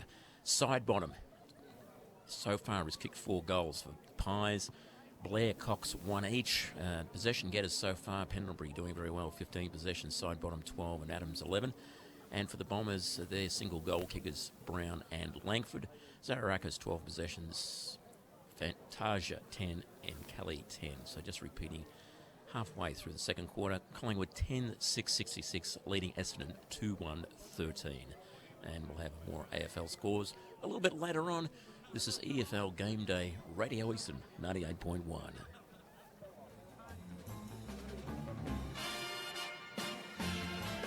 For the best Wednesday morning breakfast program in the Outer East on 98.1 Radio Eastern FM, make sure you tune into your music men Ken Earp and Kevin Carr on Alternative Wednesdays. They'll get you going with the best selection of music, lots of laughs, community information, and news on the hour, to get your day off to a great start. From 7 to 9 a.m, start your day on the right foot with the bright and breezy Wednesday morning Brekkie Show with Ken Earp and Kevin Carr every other Wednesday morning on Radio Eastern FM 98.1, your voice in the Outer East. Brighten up the middle of the week with Radio Eastern's Wednesday Matinee. 2 hours of fun, good music and special surprises. Join Ray Lawrence as he brings you some good old-fashioned radio with a modern touch every Wednesday afternoon at 2. All the best music on Radio Eastern 98.1. EFL Saturday Game Day continues. Let's head back and go local for your footy. Welcome back to EFL Game Day live from Mollychew Reserve, and perfect timing as we cross boundary side to Brad Pulley, all thanks to chiropractic betting. Thanks, guys. I'm here with Peter Farrell as the coach for Ferny Creek. Pete, what was the main message at three-quarter time there? Because you've got the lead by a small margin, but what was your main message? Yeah, sure. Look, I think we just need to trust what we're doing and continue to run. We stopped running there. We stopped moving from contest to contest and just sustain the defensive pressure. We knew that Forest Hill were going to come back like this, and, we just got to sustain the things that we do well. Yeah, so you said you saw they were coming back, and your strategy for mitigating that. What do you think? What do you think your defensive players could do to help? Well, I don't think it's just the defensive players. I think the pressure across is really important to stop their run off half back. To be honest. Yeah. Thanks, Pete. Thanks, mate. Ferny Creek start with a 10-point lead, thanks to Peter Farrell for giving up his time, and to Brad Pulley, all thanks to chiropractic betting. A 10-point lead in favour of the Eagles. 10-7-67, Forest Hill 9-3-57. Both sides ready and in position for the final term of this Anzac Day clash between Ferny Creek and Forest Hill. Who wins it from here, Ray?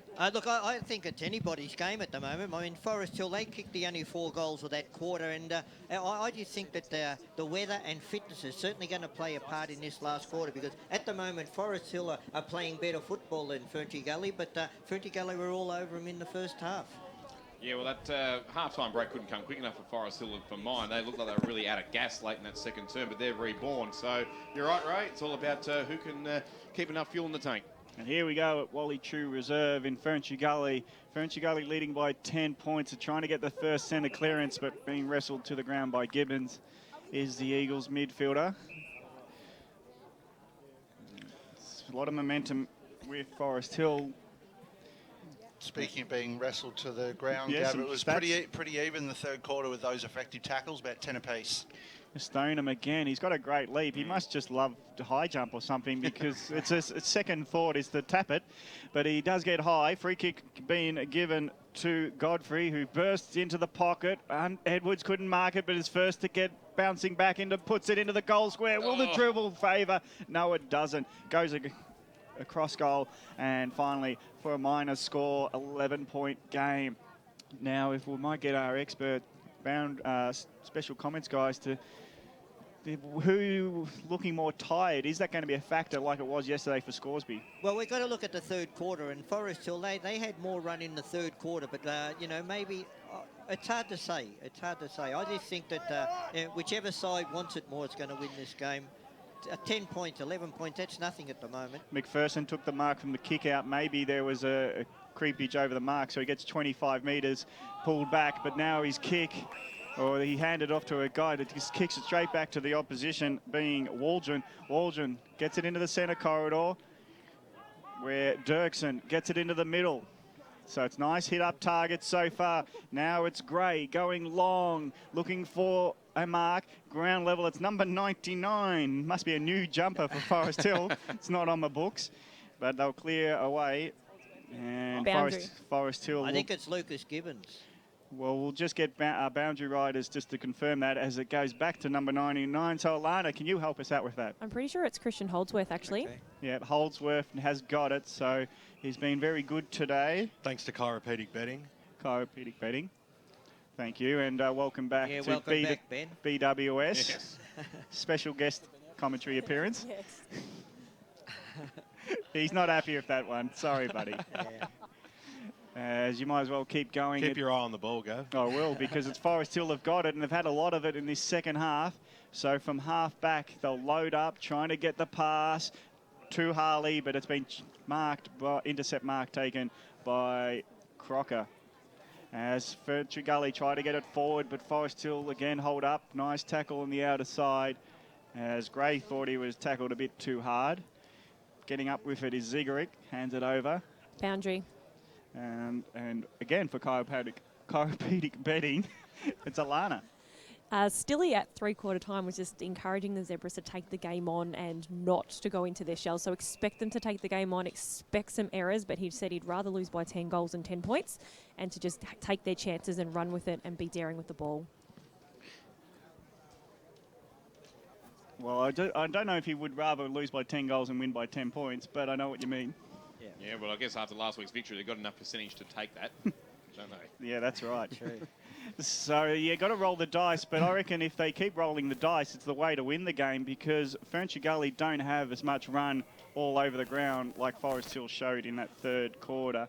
So we might get some other around-the-ground scores before we get back to this game here in front of us. Yeah, some three-quarter time scores coming through. Whitehorse with a powerful 138-point lead over Nuttawading. Upper Ferny Gully by 30 points over South Belgrave. Templestowe doing it with ease against Churnside Park. We thought this one would be a little bit closer. 152 plays 38, and Blackburn over South Croydon by 55 points. So we picked the right game to come out here today at Wallichoo. The close one, as a strong mark has been taken by Leary in the middle of the ground. Released the handball, and now the Eagles can go up towards the half-forward line. Stops props was Cavaro. Got the linking handball there through Jook up towards the Edwards direction. He had the front spot. It was knocked away from him at the fall of the ball. Petrarca, can he curl it around? You little beauty. The umpire said no. Celebration led. Yeah. 1 point. Well, we saw a goal be given a point in the third term. We'll be watching that back throughout the week, and this one, well, rightfully given the one behind, and that's a score on the board for Ferny Gully. Every little bit helps in the final term. 4.5 minutes into this final term. 69 plays a 57, Gav. Yeah, an interesting little, they're trying to con the goal umpire celebration by Petrarca. Now it's another chance for Edwards as the kick out went all the way outside 50, roved by the Eagles, and the short pass finds Edwards 45 metres out. So Edwards, has he got the journey, you reckon, Ben? He certainly can kick this distance. So we've seen it from most players this afternoon. It is the scoring end. So he's kicked 4 in the second term. Obviously, Ferny Gully haven't got a goal since the halftime siren. And they're looking to extend their 12-point lead out to 18 points. Hasn't been a goal kicked at the other end for a half of football. Now Edwards puts it to the right. I don't think it came inside the post. Goal umpires keeping us guessing, and it's a minus score. Let the goal umpire tell us. 10-10, 70, Forest Hill 9-3, 57. Loving the theatre and some pretty fancy waving of the flag as well. So Forest Hill to bring the ball back into play, an up and under kick. It was knocked away nicely there by Goodman at the fall of the ball. Forest Hill get the kick in towards the middle. They need a little bit of luck, and they've got it too, because Mitchell takes the mark, sends it in towards Carnelli, who has the sit. And he was underneath it nicely. Harley's running to the goal square. You just got to kick it that way. When it's in the arms of Matty Carnelli, who's kicked 700 goals in this magnificent league, why wouldn't you back him to go back and put this one straight through the middle? So Matt Carnelli, he's already kicked 3 goals this afternoon. If he kicks this one, he'll equal Edwards of Ferny Gully as the major goal kicker on the ground. Carnelli comes in now, drop punt, go for it, and he kicks it straight. Has it been marked on the line? Yes. Billy Morrison, that's what good ruckmans do. They get right back on that defensive line, Ray, and stop whatever they can. Yeah, look, Canelli, as good as he is, he had 3 options where he could have dished it off earlier. You know, you've got to play the team thing, particularly when you're behind. Well, Leary arched the back, and now Ferny Gully surged themselves up towards half forward, but the kick wasn't great, and Forest Hill will get another chance to go forward. In towards the middle of the ground, the ball goes now. Kick out wide was a little bit skew-if, but it's going to hit the target, though. Out in front was Adams. Kicked a goal early in this game. Squares things up to centre half forward. It was a good-looking kick, and mark's been taken by Gibbons on the right boot. Sends the ball up towards Nick Pincott, who takes a strong grab. It might be just beyond him here, Pincott. We haven't seen too many kicks go this distance, and if Matty Carnelli struggled with the distance last time, you'd think Pincott might also. But he's going to go back and back himself. Well, you've certainly got to have somebody back on the line, particularly if Billy Morrison back there. 13 points is the margin. Pincott comes in now. He's got a fair old bit of purchase on the ball. Gibbons. Gibbons was there. He was in the front spot too. Billy tried to claim the mark in the end, but it's been paid to Lucas Gibbons. No, it wasn't. It was Mitchell who was in front in the end. No. Yeah, pretty blatant. Both hands in the back easily on Morrison there. And the umpire was in the perfect position to see it. That's the thing. Yeah, very clear cut. So free kick goes the way of Forest Hill, and you can just mark this one down. Margin currently is 13 points. They can get it back to 7 here. He winds around and kicks it straight over the goal umpire's head for his first goal of the afternoon, and Forest Hill get the draw first blood in this final term. And on the Bendigo Bank scoreboard, 8.5 minutes into this final quarter, it's a 7-point lead. 70 plays 63. So Martin Stillman put it to his troops at 3/4 time to take the game on, take those risks, be composed with the footy, even if you make mistakes. One of those there was Brett Adams, the opponent on the mark, was pretty close to smothering it, but Adams just kept his composure and said, no, I know where I'm going to kick it to, and I'll hit my target. And he did, and he eventually found Pilcott, and then eventually led to the goal. So that's the kind of play that Stillman wants to see Forest Hill keep on carrying through this last quarter for them to be well within it. Davis Harrigan, thanks to Choose Tap Match Stats. Speaking of marking, it really is a high marking game out there. 10 marks apiece, and we're just before 9 minutes in the last term. First goal to the left of screen, going to the Burwood Highway end, and it might be the first of a few this quarter, because Forest Hill looking like they've got a bit of run in the game in comparison to their opposition. Let's see what Ferny Gully can do in response. Another secondary ball up is needed as the numbers get around the contest. Stoneham, he'll leap, but he gets short, taken out in his effort to leap, and he's on the ground still. Hope he's not too hurt as a quick kick by Maffers. Goes to centre forward. Carnelli's under it. 2-3 grabs. He nearly chewed it all up. The umpire said good enough. Bit of holding. He's quick to play on this time, and he spears it off, and he gives it to another man because he may not have had the distance, but Adams certainly is within striking distance. So Adams on a 45-degree angle. It's probably the only thing that might upset him in terms of kicking this goal. And another short pass, but it's further into the pocket. So this smart option. So this time it's in the hands of Rowe. Yeah, Rowe's a pretty good kick for goal. I'll back him in at this time. He's on about a 60-degree angle, you'd say now, in terms of acuteness. That's where the difficulty lies. 20 metres out. Is there any more short passes we should be looking out for? As Rowe, right foot from the right pocket. Goal umpire does not move. He's going to signal a goal. It's a point the difference. That is goal number 2 for Rowe, and it's goal number 11 for Forest Hill. 11 goals, 3, 69. Ferny Gully stagnant, 10-10-70, 10 minutes gone, fourth term. Let's cross down boundary side thanks to chiropractic betting. Here's Brad Pulley. There goes Stoneman for Forest Hill after that centre ball up earlier where he came down and landed on his back. He's gone off the ground for checks, preliminary checks. We'll keep an eye on him and see how he goes, but he might come back on very shortly. Jake Rowe's one of the players that I said has to get into the game, and he certainly lifted his game in the last quarter. Certainly providing some spark, Ray. There's no doubt about that. Umpire throws it up. Big fly over the top there by Kennedy. Got the knockdown straight into the arms there of Gibbons. Had to give the ball up. Sorry, I should have said Mitch Newman. Umpire to throw the ball back up now. Keep thinking it's Geordie Buckingham, but it must be his protege as the umpire throws it up there. Davis tried to get boot to ball. Look at the numbers, Ben. Geordie's number 2. This umpire's number 7. Kennedy. Well, I knew it wasn't Geordie, but he does look like it. But you... Anyway. Kick up towards the half-forward line. Strong mark in the front spot there by Kieran Gray. He took it on the second bite. He's about 70 metres out from goal. They are dying for a goal here for Ferny Gully. They just need to stem the flow. For sure. He's kicked 1 goal already this afternoon. Almost feels confident in his approach here, Gray. Gets underneath it. It's a fair old roost to the football right to the line and touched and over for a rushed behind. And Forest Hill is trailing now by 2 points on the Bendigo Bank scoreboard. 10-11-71 Ferny Gully, 11-3-69 the Zebras. Good work by Newman on the last line as the kick out goes all the way outside the 50. Big fly, not taken by Kennedy. So at ground level, it's Harley working a hand pass. Now they're off and racing. Carnelli's in the middle. He's on the burst. He's been slowed up a little bit. He's got a short on. It may not have been the best option. Nearly chopped off by Waldron. Ground level, it's Forest Hill through Harley, who put his man under the heavy pump in terms of being Blizzard, who comes the tackler. But it's 55 metres out from Forest Hill's goal. Just thought that Mitchell had some space for Carnelli before, but wasn't seen. Now it's Pincott sharking gets it towards Mitchell, 40 metres out.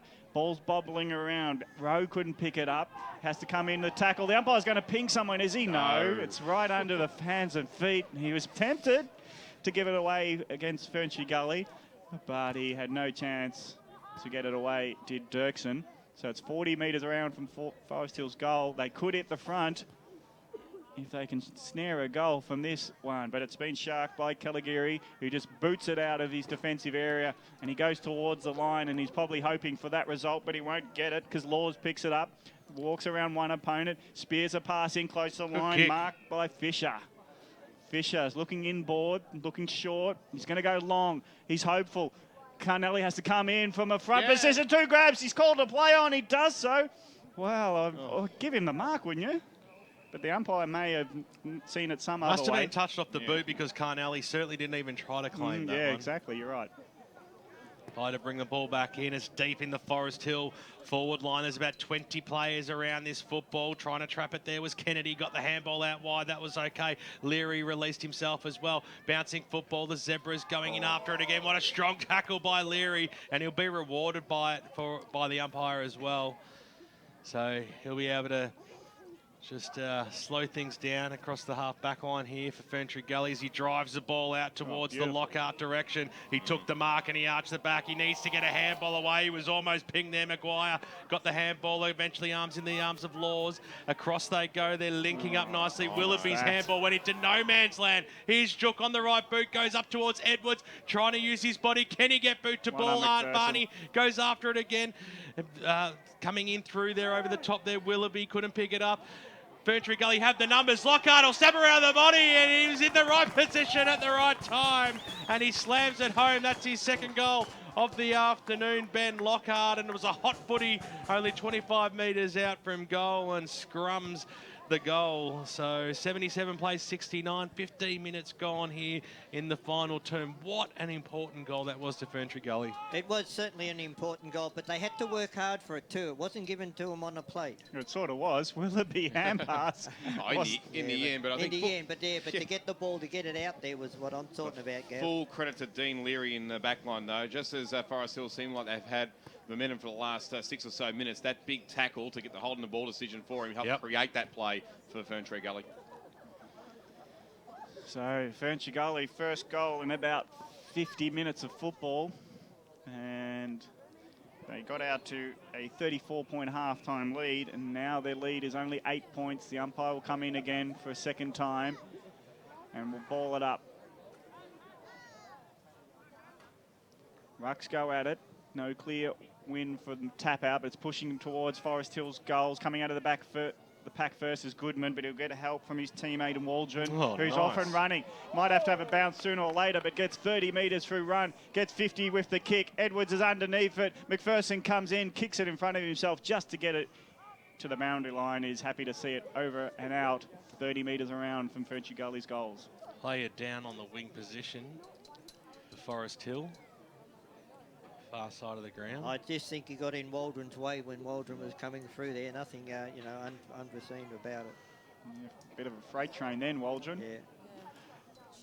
So the boundary throw in. Big opportunity for Ferny Gully to get another. The kick is cleared only shortly to Cox. Picks it up, tries to evade a couple, but he's given it up, and he's given it up to a team of runners for Forest Hill. They've just bombed it away to no one in particular, and waving his hands is Rowe, saying, "Oh, is it centre forward, not on the boundary?" As Carnelli has to come in and try to tackle, but the turnover goes to Ferny Gully. But now it's in dispute as the ball finally comes in an area where it's hotly disputed. So that kick to half forward was into no one in particular and sort of stopped Forest Hill's charge there. Yeah, it wasn't the best option, I don't think. He should have gone down the corridor, where, as you said, Rowe was screaming for it. One-on-one is Rowe. That might be the matchup for the win. Here's Rowe. He's got two in front of the one-on-one, and he's not going to win out the three there. One of them being Gibbons, was it? Or, sorry, McLeese, who took it, and now here go Ferny Gully. So arching the back there was Blizzard on the left boot, had the 1-2, kicked it up towards Morrison, bounced off his chest. Lockhart was in there. Well done, Morrison. Got it back there to Jook. Over the top, there he goes. Blizzard's made a little bit of space, just can't trap the football. Eventually picks it up, broke the tackle, little handball away. Handball over the top there by LaRusso. Back to Lockhart, this way, that way, then the other way.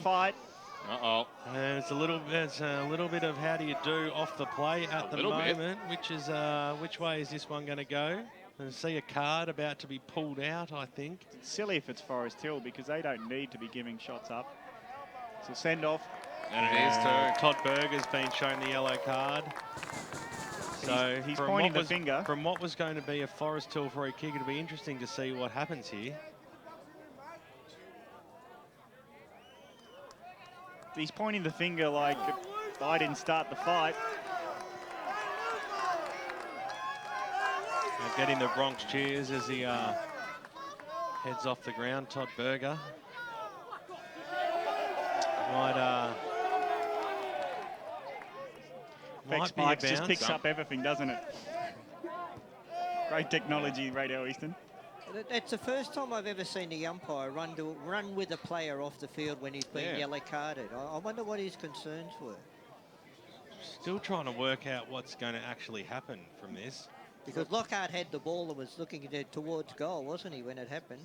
And Lockhart is going to have a shot on goal. So he's kicked the last goal for Ferny Gully, and he'll go back. And I'll tell you what, if he puts this one through, that will take a lot of beating. We're almost into time on here in the final quarter. 8 points is the margin for Ferny Gully. Ben Lockhart will have a ping from about 48 metres. Ben Lockhart, he's been a very good player for Ferny Gully over the last, 5 or 6 years. He come out of their junior teams as well, so he's been here for a while. It's funny, he's getting the kick. Lockhart comes in and he hits it straight over the goal. Umpire's head in the fans. Love that one going through. That's his third of the afternoon, and he stretches the lead out to 14 important points at the 20-minute mark of this final term. Ferny Gully 12-11-83. Forest Hill 11-3-69. Let's cross down boundary side thanks to chiropractic betting. Here's Brad Pulley. I'll give you guys a clarification on that. Because of the yellow card, it was originally a Forest Hill free kick, I believe, and then the yellow card come out, it was reversed. So it was a person in the immediate vicinity. The umpire's given them the free kick to take the goal. Okay, because Lockhart had the ball and moved towards the fight, so to speak, so that's why he still got the free kick. Davis Harrigan, thanks to Choose Tap. Inside 57-4 Ferny Gully, but they've just made that 8-4 and they're making it really effective use of those too. At the fall of the ball, here's Cavaro, this way, that way, little handball over the top. They're trying to work something out here in a phone booth. Here's LaRusso, tugged up against the boundary line, back to Lockhart. Hasn't he been in a lot of play? Kicks it to the top of the goal square where the mark has been taken by Pincock, Gav. And it's a 25 metre, which will help him get out of defence. Yeah, against Billy Morrison over the mark. There's some tempers being frayed, but if Forest Hill are smart, they'll just play the ball because they've only got about 8 minutes to get 3 goals. And they've got it in them, I reckon, based on the play. They've got to get everything going right. The pass is good. Finds his teammate in Mathers. Mathers in the centre, just puts a high up and under. Here's the man. Carnelli pushed his opponent out, dropped it just as he had it at his mercy. And Aiken thanks him for it, picks up the ball, kicks it, and he was dumped after he did so. So a relayed free kick is only 10 metres down ground, but it's a free kick to Ferny Gully, outer side. And they lead by 14. Just when they looked on their knees in terms of this game, they've stood up, done well. Now they're just sharking it around, keeping it in possession. Now they're off and racing through Gray. Gray in the middle, hands it over under pressure, gives it away. Now big opportunity for Forest Hill. Long kick, no one in particular. Stand tall, man, and he will. Well done by Ferny Gully. I didn't know who it was, that's why. As well done there by Ferny Gully. And they do get it from half back to half forward. It's in the hands of Russo. Russo gets his kick inside to Edwards. Edwards pushes off one, gets it around the corner. Oh, you little beauty. He turns and kicks and he gets a goal from 40. That's goal number 5 for him. And that's the match winner. Ferny Gully 13-11, 89, leading by 20 points. Forest Hill 11-3, 69. And what great play by your man down there on the back line too, Gav. He was the one that started it Was all it Leary off. in the end? It was Leary again, yes. I was like, I don't know who this is. He's become the official loose man in defence now because of Berger being sent off with the yellow card too, which will be crucial now as we're ticking the time on this last term. But what a goal there too. A great pick up and snapper. That man, Barney Edwards, another contender for the chiropractic betting goal of the day. Yes, certainly indeed. The awards weren't plentiful across the weekend, but I have had word from Chiropractic during the half-time break that will give an award out for the goal of the day today. So you can almost pencil that in to Barney unless someone can do anything better at that point in time. Stacks on the mill in the middle of the park. You'd think Ferny Gully have done enough now. It's 20 points. The margin, 23 minutes into this final term. Keep the scores coming in at Footy EFL via Twitter for the 4 other games happening today. You got to pay a lot of credit to the poise and experience of Ferny Gully versus Forest Hill, probably not having that same instincts or ability to stand up under pressure. Clellan kicks the ball inside forward 50 for Forest Hill, but the Eagles have the numbers. The kick goes out wide. McCrocker, what a beautiful mark that was. He fell over and fell in the breadbasket, got the handball away, kick up towards the wing possession, working himself beautifully. McAleese managed to create the contest. Charging his way through there was Godfrey, got the handball away to Lockhart, linking well up in the middle. Now they send the ball forward through Goodman on the right boot, looking for Edwards. He couldn't quite trap it. Had Godfrey in there for support. He couldn't go after it. McPherson did well for Forest Hill, kept it at ground level, and will have a bounce at centre half forward in the Ferny Gully forward line. Pye throws it up. Can't be too much longer to go in this game. I see Willoughby's injured off the play, holding his wrist. Barging through there is Petrarca. Snaps around and through for one behind. No, you like that one, Gav, but you also called the one in the third a point too, so we're not going with what you have to say. 24 and a half minutes gone actually. In this final term. 13-12-90 plays 11-3, 69. Ferny Gully looked to be taking home the points today. It might have been a kick outside of the square here. No. Oh. Yeah, you're right. Yep. No. Downfield. Downfield free kick. So Forest Hill, one last charge. So they've got the ball now in the hands of Gibbons. Number 2 is just showing the ball. He's to play, called a play on just because he layerized with a bit of a phantom dodge, but he got pushed in the back. I tell you what, I don't really think that was a push. So I reckon the umpire was thinking it was a bit harsh on the play on call. Now the hand pass to Pincott, who just was rushed in his kick. Contest 2v1 over the top. hurting his hand there, but it's Blizzard standing up and rushing off from half back as he collected it. Nice kick, found his teammate, and it's in the hands of Morrison. 25. And 25 for encroaching on the mark. I don't reckon they would have wanted the McPherson. 25 then. They were completely open across centre half forward, Ferny Gully. So Morrison, he might be very tired, but when you're kicking from goal, well, the umpires, this is great Boundary. real estate. It's gone. Cross down boundary side, thanks to chiropractic betting, Brad Pulley. Yeah, I'm pretty sure this has gone a double 25, guys. Possibly words to the umpire after the 25 was paid initially, so it's gone the double length. Good pick up there, Brad, because it did look like the most generous 25 I've ever seen. But Morrison, thank you very much, he says to the umpire and to the opposition as he gets his first on the board, and Ferny Gully pull out to a 27-point lead, 14-12, 96. Forest Hill 11 goals 3, 69, 26 minutes gone, final term. Game over, Ray. Yeah, it looks like that now. Look, Forest Hill, they've spent all their money and... look, they've been gallant. They've been gallant. We didn't know what to expect at the start of the game, but you know, they've got right. They had to hit when they got back within 1 point in the final quarter. They had to hit the lead to win. I just thought, and they were 1 point short. Let's go to Davis Harrigan, thanks to the Choose Tap match stats. Ferny Gully big winners in the inside 50s. They scored 11-5. That's where obviously most of their points have come from, and obviously where their wins come from. Godfrey got the clearance, kicked it up towards the half forward line, and standing all by himself and taking the mark there, I think he's Gray. It might even be Jook out there that's taken the mark. So another shot on goal here for Ferny Gully. Enjoying this time on period are the Eagles as the kick goes goalwards. Is going very, very close. The goal umpire loves the theatre and he loves the two-finger salute as well. Another goal on the board to the Ferny Gully Football Club. 27.5 minutes gone on the Bendigo Bank scoreboard. They've crossed the 100 mark. 15 goals, 12, 102. Plays 11 goals, 3, 69. And a good goal there by Nick Jook for his first. Yeah, as you said, Ben, you know, if it wasn't over in that last goal, it certainly is over this time. Look, we just hope that they don't, you know, blow out, because Forest Hill, as I said, you know, they were out of the game in the first half. They got back into the game in that third quarter, and unfortunately they've just run out of steam towards the end of it. It's funny that they ran out of steam when they looked like the only one who had a bit of steam. Well, maybe they spent all their petrol tickets in that third quarter. As they'll try to get it through Pincock out of the centre. He goes for high up and under. Mitchell's out positioned by his opposition in Blizzard. And Blizzard takes a nice one underneath, a high one. Gets the kick out wide to a runner. And Caligari keeps it in, runs away from his opponent in Pincock. Now spears a pass into the leading option. That's beautiful play. And well marked on the lead by Russo. That was as good as you get in terms of a leading option hitting him on the chest. So Russo, though, he's deep in the pocket, but it's not a bad pocket to kick from. 35, 40 metres away from goal. He's looking inboard, probably obligatory to do so, but in reality, he's got his eyes set on the goals.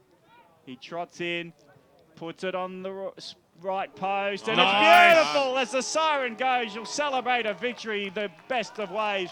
Russo gets another goal. He's second for the day, and the 16th to finish it up for Ferny Gully. 16-12, 108. Comprehensive victory in the end by 39 points. Forest Hill 11-3, 69. So they were only a point up 10 to 15 minutes ago, but now they win by 39 points on the day. Great effort today by the Ferny Gully Football Club on this Anzac Day. And they were started slowly. They were in the front by half-time by a decent margin. They were met once again by Forest Hill, but good sides prevail, and that's exactly what Ferny Gully did this afternoon. The major goal kicker on the ground was Barney Edwards. Michael Edwards with 5 goals, and he kicked them all down the one end of the ground. So we know that he enjoys kicking to that scoreboard. And another 2 goals went to Michael Russo as well as Ben Lockhart, who kicked a couple in that last term. And for the major goal kickers for Forest Hill, Matty Carnelli, he kicked 3, would have liked a couple more. And Jakey Rowe kicking 2 for the Zebras as well, though. But Ferny Gully Well, they were the hot tip before the start of this game today, Ray Baird, and they certainly showed their fans why they are one of the serious contenders in Division 4 this year. Oh, look, they play it when they get up and going. They play a very nice brand of football. But we have to give credit to Forest Hill. They challenged them, but Ferny Gully, to their credit as well, and a good side when they come back after they've been challenged, and they finished the game off very strongly. Yeah, so I think there'll be. Sounds like there'll be some medals handed out at the end of this game. Anzac medals.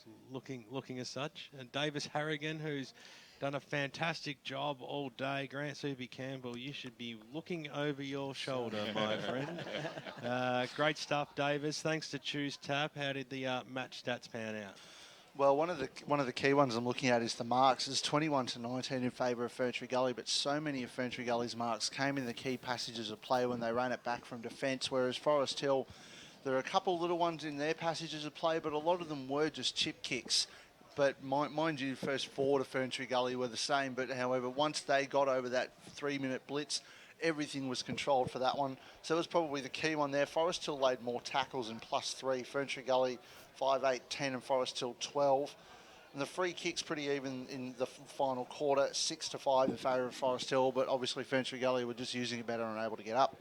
Hoping our chiropractic betting boundary riders are lurking at the back of the Ferny Gully pack at the moment. Do not be shy. Go up and tap someone on the shoulder. Chuck a headset on them. We'd like to have a chat with one of the victorious players today for the Eagles. The best on ground today will, not that we're going to go through it straight away, but start thinking of your votes, gentlemen, around the board, and they'll receive the Trojan Toolkit today, $150 worth of tools. We know that we've got the chiropractic betting goal of the day, and we've already basically announced that one as well. We're going to give the $100 voucher for the pillow to Michael Edwards, so he'll sleep very nicely tonight after kicking a great goal. Well, he won't sleep nicely tonight because it's not like he's going to go down there and pick it up, but he'll have to head down there, and if he heads down there and wants to buy anything else, you can get 10% off store-wide at any chiropractic betting store across Melbourne as well, and that goes for every single fan across the Eastern Football League. If you hold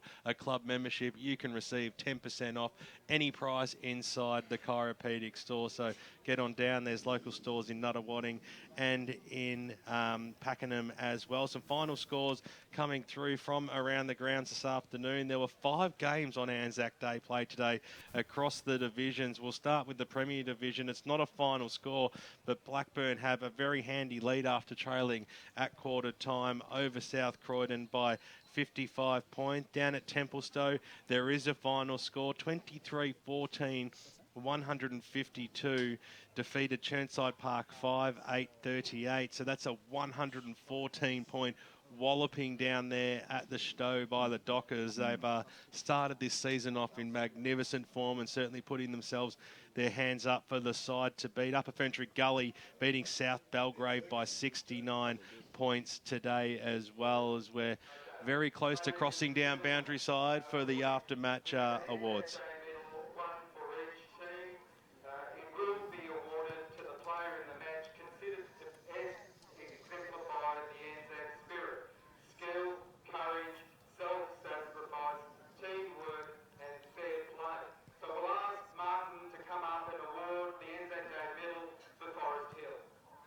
Sam Cavaro handing over to Martin Stillman, the coach of Forest Hill.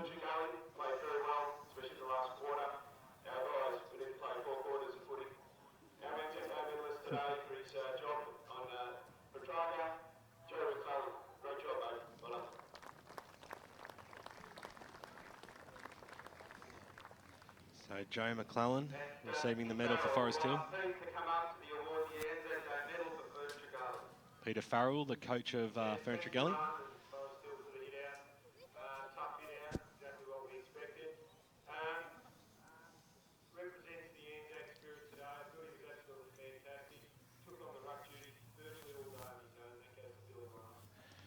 Billy Morrison, new player at the club this year after making the SEN Team of the Year in Division 2 last year for Doncaster East. He receives the Anzac medal for Ferny Gully, which is great to see.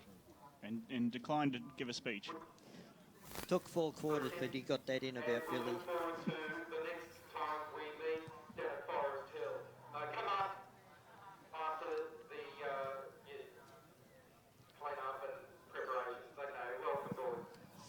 Sam Cavaro just asking everyone to come up to the rooms afterwards and have a beverage or two. You won't get a sausage roll because Louis ate all those. Yeah, bad luck. So did Johnny as well. How good was No, actually, Johnny ate all the party pies, he told me at halftime. So we'll just hopefully get an interview. I can see Alana on the march, maybe looking for Billy Morrison to have a chat with us up here. Hopefully Brad or Alana can chuck the headset on. And yeah, well, let's cross down boundary side thanks to Chiropedic Betting. Here's Brad Pulley with the Anzac Day medalist Billy Morrison. Billy, great game today, mate. Got the win on the board, 4 points. Good scalp to get early in the season. Yeah, for sure. Like Pete said, they were going to come out hard, and that's exactly what they did. Sorry, I'm losing my voice a bit. And we sort of stemmed the flow there in the first half, and again in the next start of the second half, we knew they were going to come again, which they did, and we held them off and took the right to the last 5-10 minutes, but we got there. All right, boys, up to you.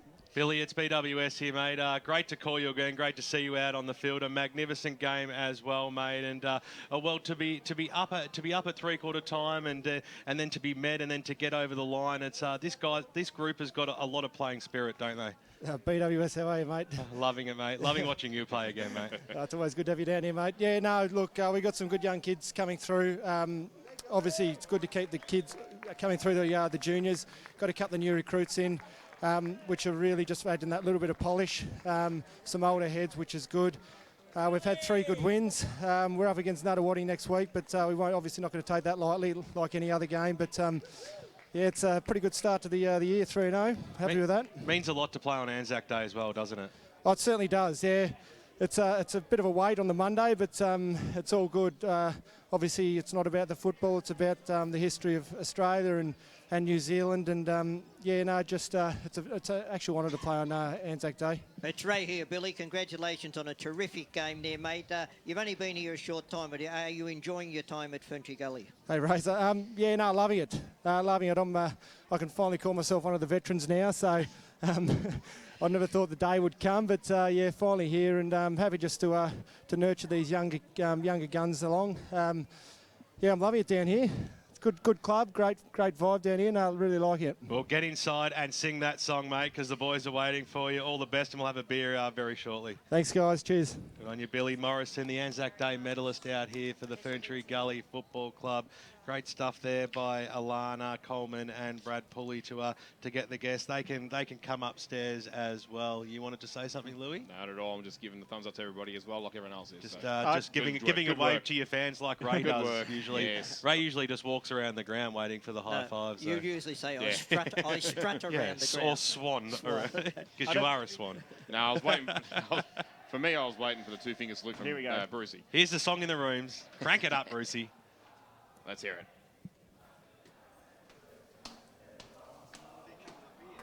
No, they're walking up the stairs. We can hear the clip-cloppity-clop. They haven't got into the rooms. Yeah, I think they'll call that my bag because I did tell them to come up as well. Let's start looking at our... there's one of the faces of the Eastern Football League right now on the screen. One of our great umpires. But we've got a bit of in the background. That's it. Here we go.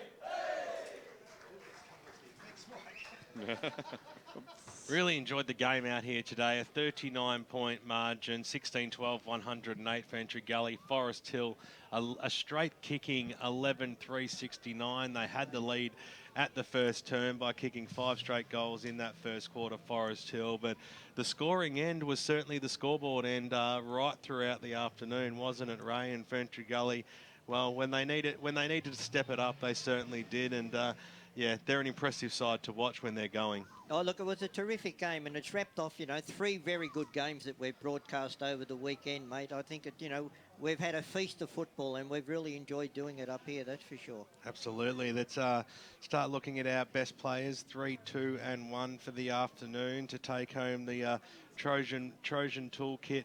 Valued at $150 worth of great Trojan tools for the best on ground this afternoon. And, well, we may as well start with you, Ray. You're usually the most organised one out of the group, and I'll throw over to you, mate.